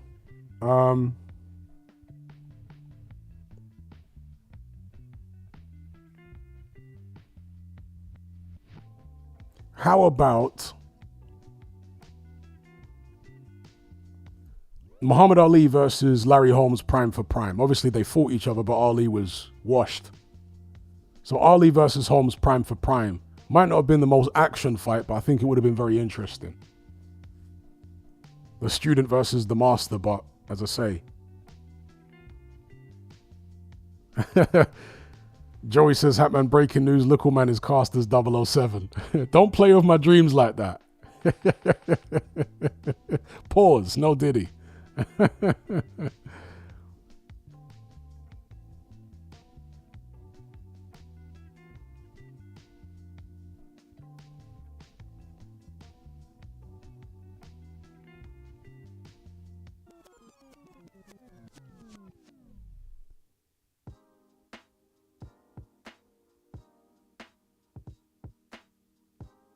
Hasbo says, if you love a woman and she's in the back of your mind all the time, I don't know, heartbreak takes time to recover from, if not all for good athletes. Or if at all, but not. Yeah, but how do people get their heart broken? Right? How does that happen? It happens when the other person, when you love the woman more than she loves you, or vice versa. That's when somebody ends up with their heart broken. Well, how does that take place in the first, to begin with? As a man, if you've got loads and loads of options, right? You're a multimillionaire, you're tall, you're sculpted, you're famous. If your girl starts acting up, for one, there's far less chance that your girl's going to act up in the first place because she can't replace you. Right? If you're an Anthony Joshua, there's one of you and there is millions of girls who look nice and whatever. It's far easier for him to replace her than the other way around. Okay? So she's far less likely to act up in the first place. And if she does act up, again, it's easy for someone in his position to replace any woman he's with. Most guys don't have any women in their inbox. Anthony Joshua must have bloody thousands of women in his inboxes and on his socials, as well as the women he meets everywhere that he goes. So a guy in his position is not going to be heartbroken to the same extent that a normal man would be. And if he is, then he's an idiot. There's no need to be. You can replace these, when you're in that position, you can replace that woman in a second. So as I say, for a guy in AJ's position to have women issues that would affect his fighting, and he'd have to be a monumental moron. He'd have to be an absolute idiot to have woman issues in the position he's in.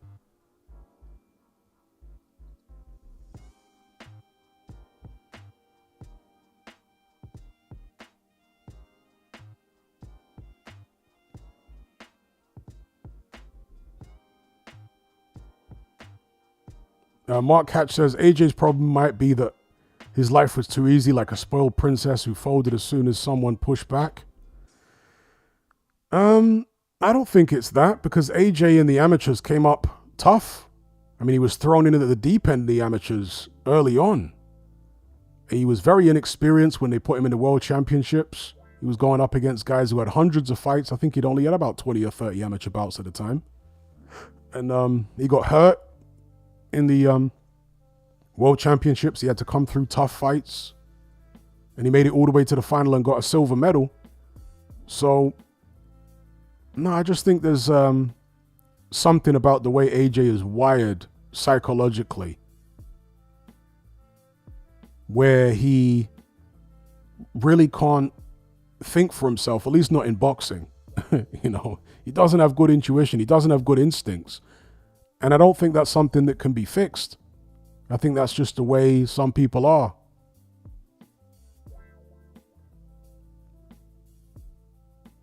Shout out to Majin Jack. Pura vida. Indeed, pura vida, pura vida.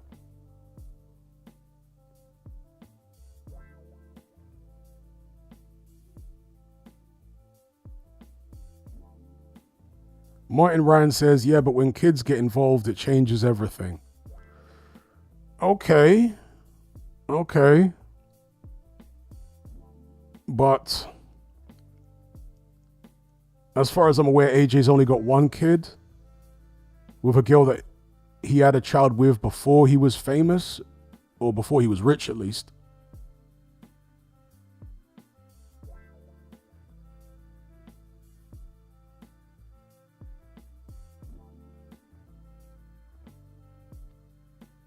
And I don't think they were ever married.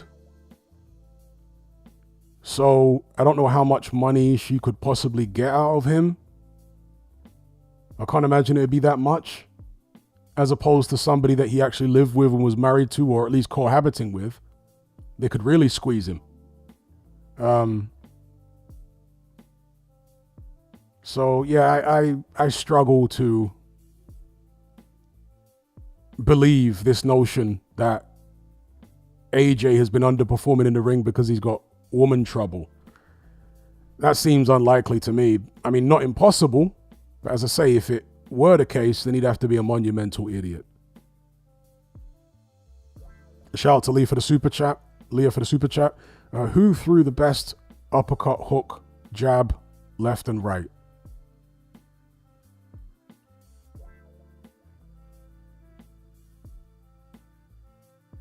Best uppercut. Mike Tyson threw a tremendous uppercut. Both hands. Prince Nassim had uppercuts from hell with both hands. Incredible uppercuts, actually, Prince Nassim. Some of the most devastating uppercuts you'll ever see any fighter throw were Prince Nassim Hamed. So, Prince Nassim and Mike Tyson, I would say, are two of the guys that are up there as far as uppercuts. Hook. Again, Mike Tyson, great hooks. With both hands. Fantastic hooks. Some people have mentioned Joe Frazier, but for me, Mike Tyson hooks were better than Joe Frazier hooks. I mean, Frazier threw more of them, but Tyson's were faster and more powerful. So I like Mike Tyson's hooks. And there are so many other fighters, you know, David Tua had a great left hook, etc., etc. Julio Cesar Chavez Sr. had a great left hook to the body in particular. Best jab, I think Vladimir Klitschko's jab was fantastic. Sonny Liston had a great jab. George Foreman had a great jab. Larry Holmes, obviously. Virgil Hill had a great jab. If I had to go with one out of all of them, I'd probably say Larry Holmes. And I say that because, as Dwyer likes to describe it, he had a mobile jab. Whereas the other guys had more of a stationary jab. Larry Holmes could pummel you with the jab on the front foot, or he could actually get on his bike and stick a jab on you while he was moving.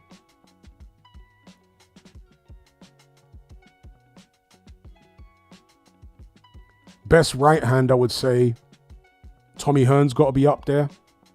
Phenomenal right hand puncher.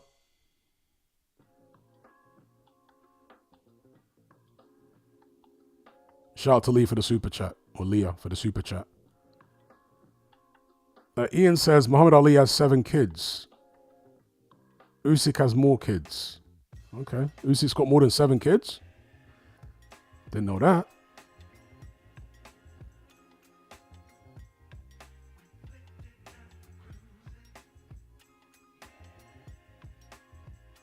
Something Special says, how do you think the Roach versus Tank rematch would play out?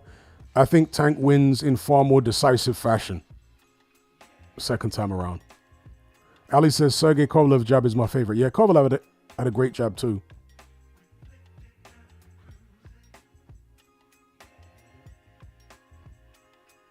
Seth says, Tommy Hearn's jab was great. Yeah, Tommy Hearn's had a wicked jab. A punishing jab. Fast, stinging.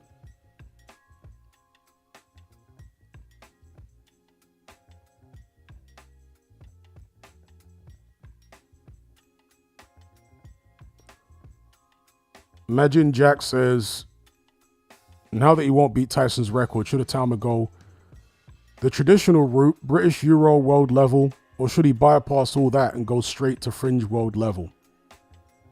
That's a good question. I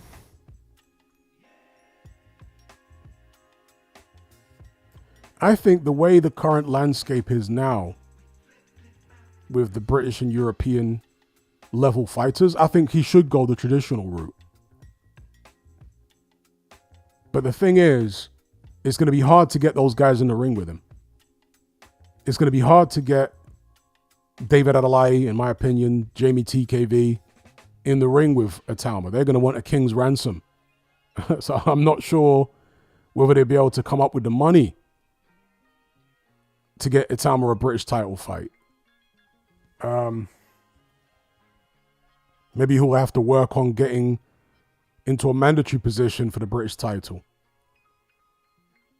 And who's the current European heavyweight champion? I'm not sure who that is. I don't think it's anybody particularly great, is it? Let me look it up.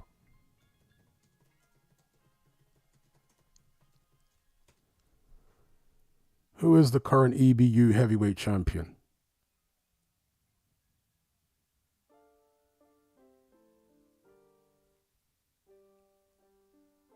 Labinot Zhojai. So I think he's like the brother of, is it Zhojai? That sounds like an Albanian name.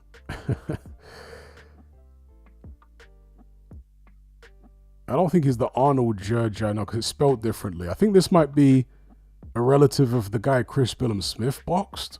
Was that guy Albanian or Serbian? Let's look this guy up. Oh, Kosovan, excuse me, not Albanian. Kosovan. Labinot Zhojai. It's spelled Xhoxhaj. It's almost like a South African name with all the X's and H's and O's in it. like a black South African name. Anyway, yeah, he's a Kosovan guy who I want to say it may be his brother that fought Chris Billam-Smith. And he is the current European heavyweight champion, this 6 foot tall, 32-year-old Kosovan guy. So yeah, I think, long story short, that's the route Itauma might as well go in.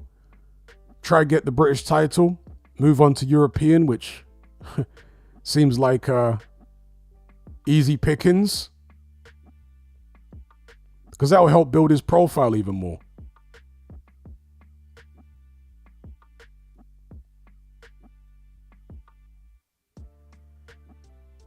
The corn snake. Yeah, that was David Hayes' opponent.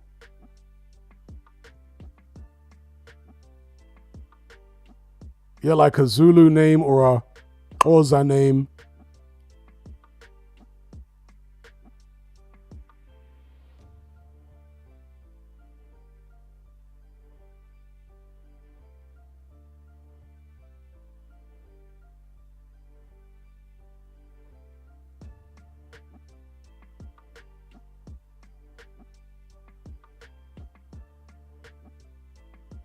Ethan says he's a cruiserweight who moved up for a late notice EBU fight and actually won it. So imagine how poor the guy is that he fought. Do you know what I mean? Imagine how poor the guy is that he beat.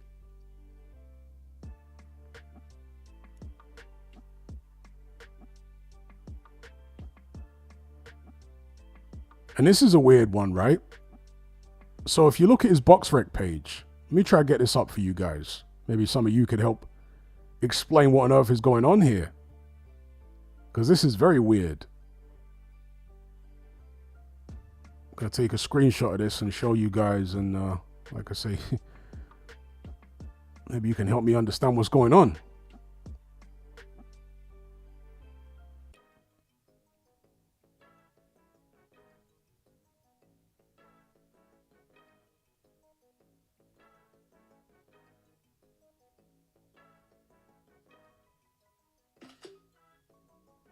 All right, let me get this graphic up.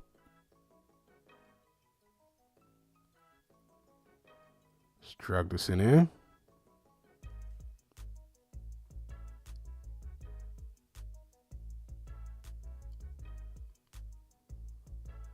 All right, so this is the European heavyweight champion. Now, have a look at his next 2 scheduled fights. He's got 2 fights scheduled, which is quite unusual in and of itself. But they're both against the same guy. Why has he got 2 fights scheduled against the same guy? One of them on the 23rd of May, Murad Aliyev in Zagreb, Croatia. And then he's fighting Aliyev again right afterwards in June. What in the world is all that about? Like, win or lose, he's going to fight this guy twice.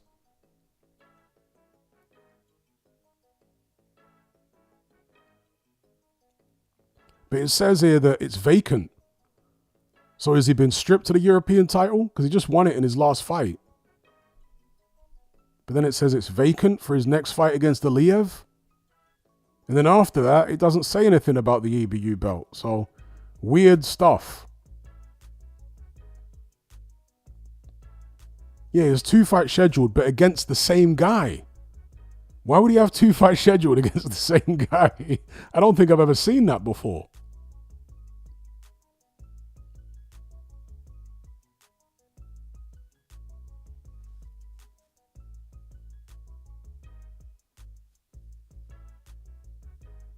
Ethan says his fight against Aliyev in Croatia is the one that's actually happening. So where's the other one on there? Where's the 2 on there?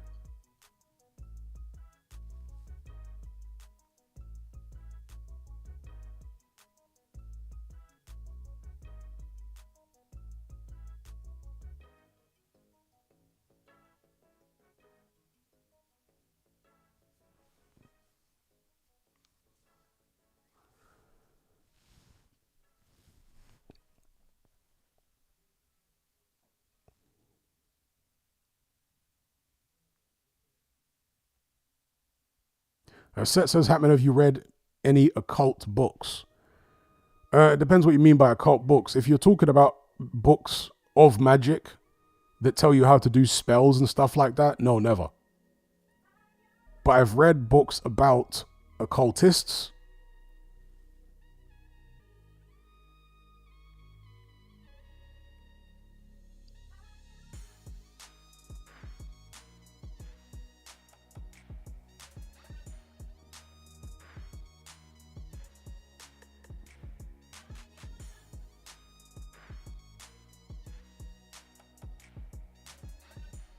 Ethan says, I wish I could tell you.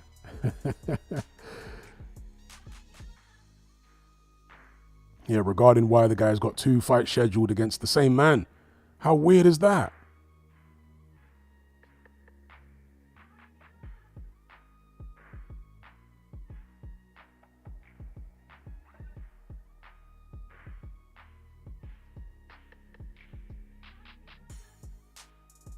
Matthew says Dubois' jab is fantastic. Yeah, Dubois got a very good jab. But as with the other fighters mentioned, like Sonny Liston, George Foreman, Dubois also does not have a mobile jab. He doesn't have a jab where he can get up on his toes and be peppering you with the jab on the move. He doesn't have that kind of jab. Whereas Larry Holmes did. Larry Holmes had a authoritative, powerful jab when he wanted to batter you with it on the front foot, but he could also get up on his toes and be peppering you with that shot on the move.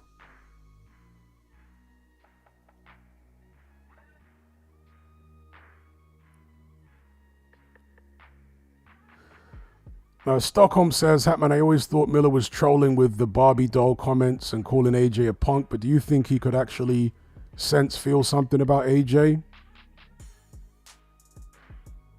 I want to say yes, but Miller pretty much says that about everybody. You know, other than Andy Ruiz, pretty much everyone he's fought, he has called them soft and this, that, and the other, and said that, you know, they don't have the heart, they're not from where he's from. Jarrell Miller is very big on this whole street guy. I'm from the streets, and I'm from Brooklyn, and I've had guns pointed at me, and you're not from the same kind of environment as me. He's very big on all that type of stuff. But as I've said many times before, that kind of stuff only works if the guy who you're fighting believes it as a method of intimidation. So Daniel Dubois, of course, wasn't at all concerned about Jarrell Miller's street talk. he didn't care. He just laughed it all off and went in there and fought Miller toe-to-toe and stopped him. So all that Brooklyn bad boy, I'm from the hood and guns were pointed at me, none of that stuff means anything when you're in a controlled environment of a boxing ring with, you know, a pair of gloves on and shorts and boots with rules. It don't mean anything. It only means something if the opponent buys into it. So, yeah, you could say Miller saw weakness in AJ psychologically, but he sees weakness in pretty much everybody, or what he thinks is weakness. That's part of Miller's process. Miller is wired in that way, actually, to see weakness in other men, which is why he's so confident, you know? He hones in on what he perceives to be weaknesses in everybody else, which elevates himself in his own mind, you know?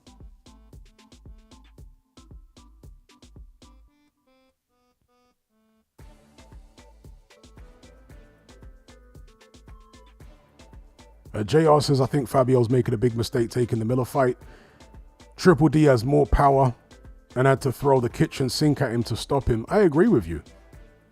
I'm also, like many other people, picking Jarrell Miller to win the fight. I hope I'm wrong. I'd love to see Fabio Wardley win. But I think it's a bad stylistic matchup. I don't think Wardley, maybe he'll prove me wrong again, but I don't think he can match the punch output of Dubois. Look how knackered Wardley was in the later rounds against Fraser Clark. He was dog tired. Dog tired. He was fighting on instinct, fighting in bursts, and then knackered for the rest of the round. And if he's in that kind of position against Jarrell Miller, he's in a whole world of trouble. Because Jarrell Miller is much tougher than Fraser Clark.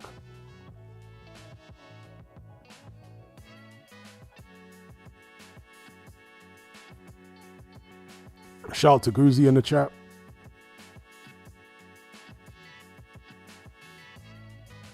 Chainsaw says Miller gives White a lot of respect, though. Saw it in an interview with them. Yeah, but he still talked trash about him in the past. I mean, there was a time when the beef between Miller and White was so bad that I think it was when Dylan White was still with Matchroom. Miller, they cancelled Miller attending a particular fight because they thought that Dylan White's crew were going to physically attack Miller. So they've gone back and forth over the years, and it's been pretty serious, some of the beef between Dylan White and his team and Jarrell Miller.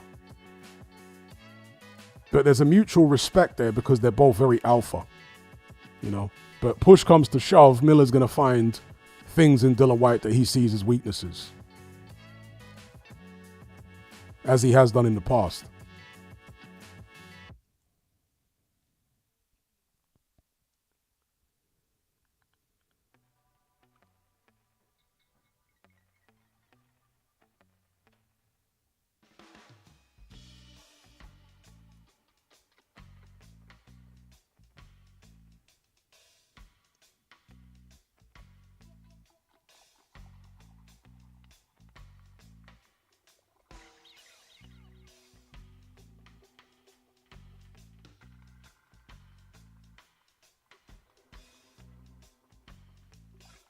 Tony says, I remember when White used to call Miller the nutty professor. I don't remember him using that. I mean, maybe he did. I'm not denying what you're saying, but I just don't remember. Maybe I never heard him call Miller the nutty professor.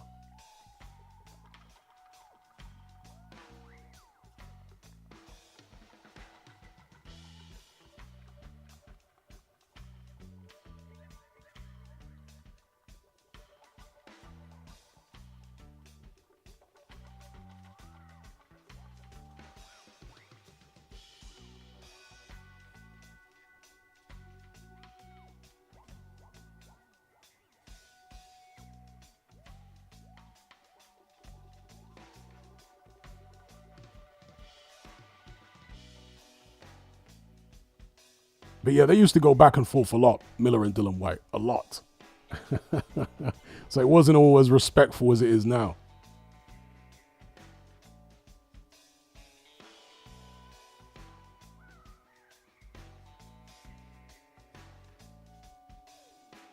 Punch Court says Miller is at a full camp for this fight. Took Triple D a whole fight to slow him down, and Miller only had 3 weeks. Got Miller a second half onslaught. Yeah, that's where I'm leaning as well. Miller is not a massive puncher. We all know that. He doesn't punch his weight. But he's just so physical and he throws so many shots. He bullies you. He hits you everywhere.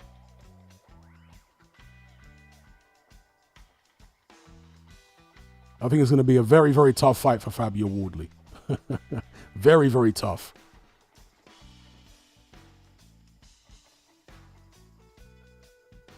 I think Wardley's going to have to catch Miller when Miller's loading up with something massive, bang on his chin, to put him in his box a little bit and make him think before coming forward and throwing.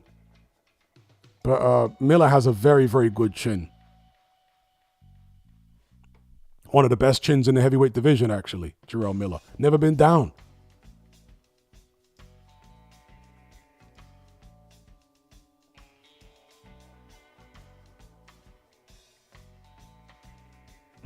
Ayed says Miller's biggest enemy is Salita. He'd probably agree with you. He'd probably tell you that that's been his hardest fight in boxing, is the legal battle with Dimitri Salita.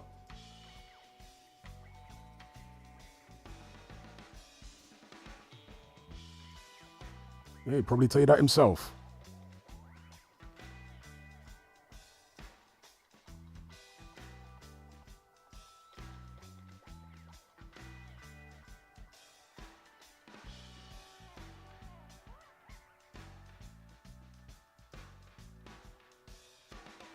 Tony says, I watched an interview with Miller saying he's concerned about the fly gloves. Okay. Fabio Wardley needs to play on that.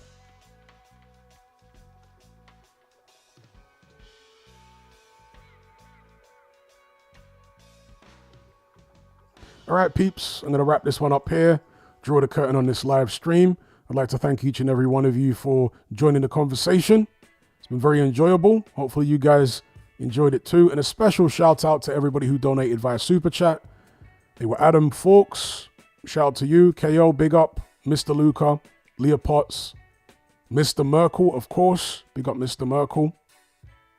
Yes, everyone who donated via Super Chat. So yeah, until next time, take care. Try and take it easy. And if you get it easy the first time, get it again. I'm out.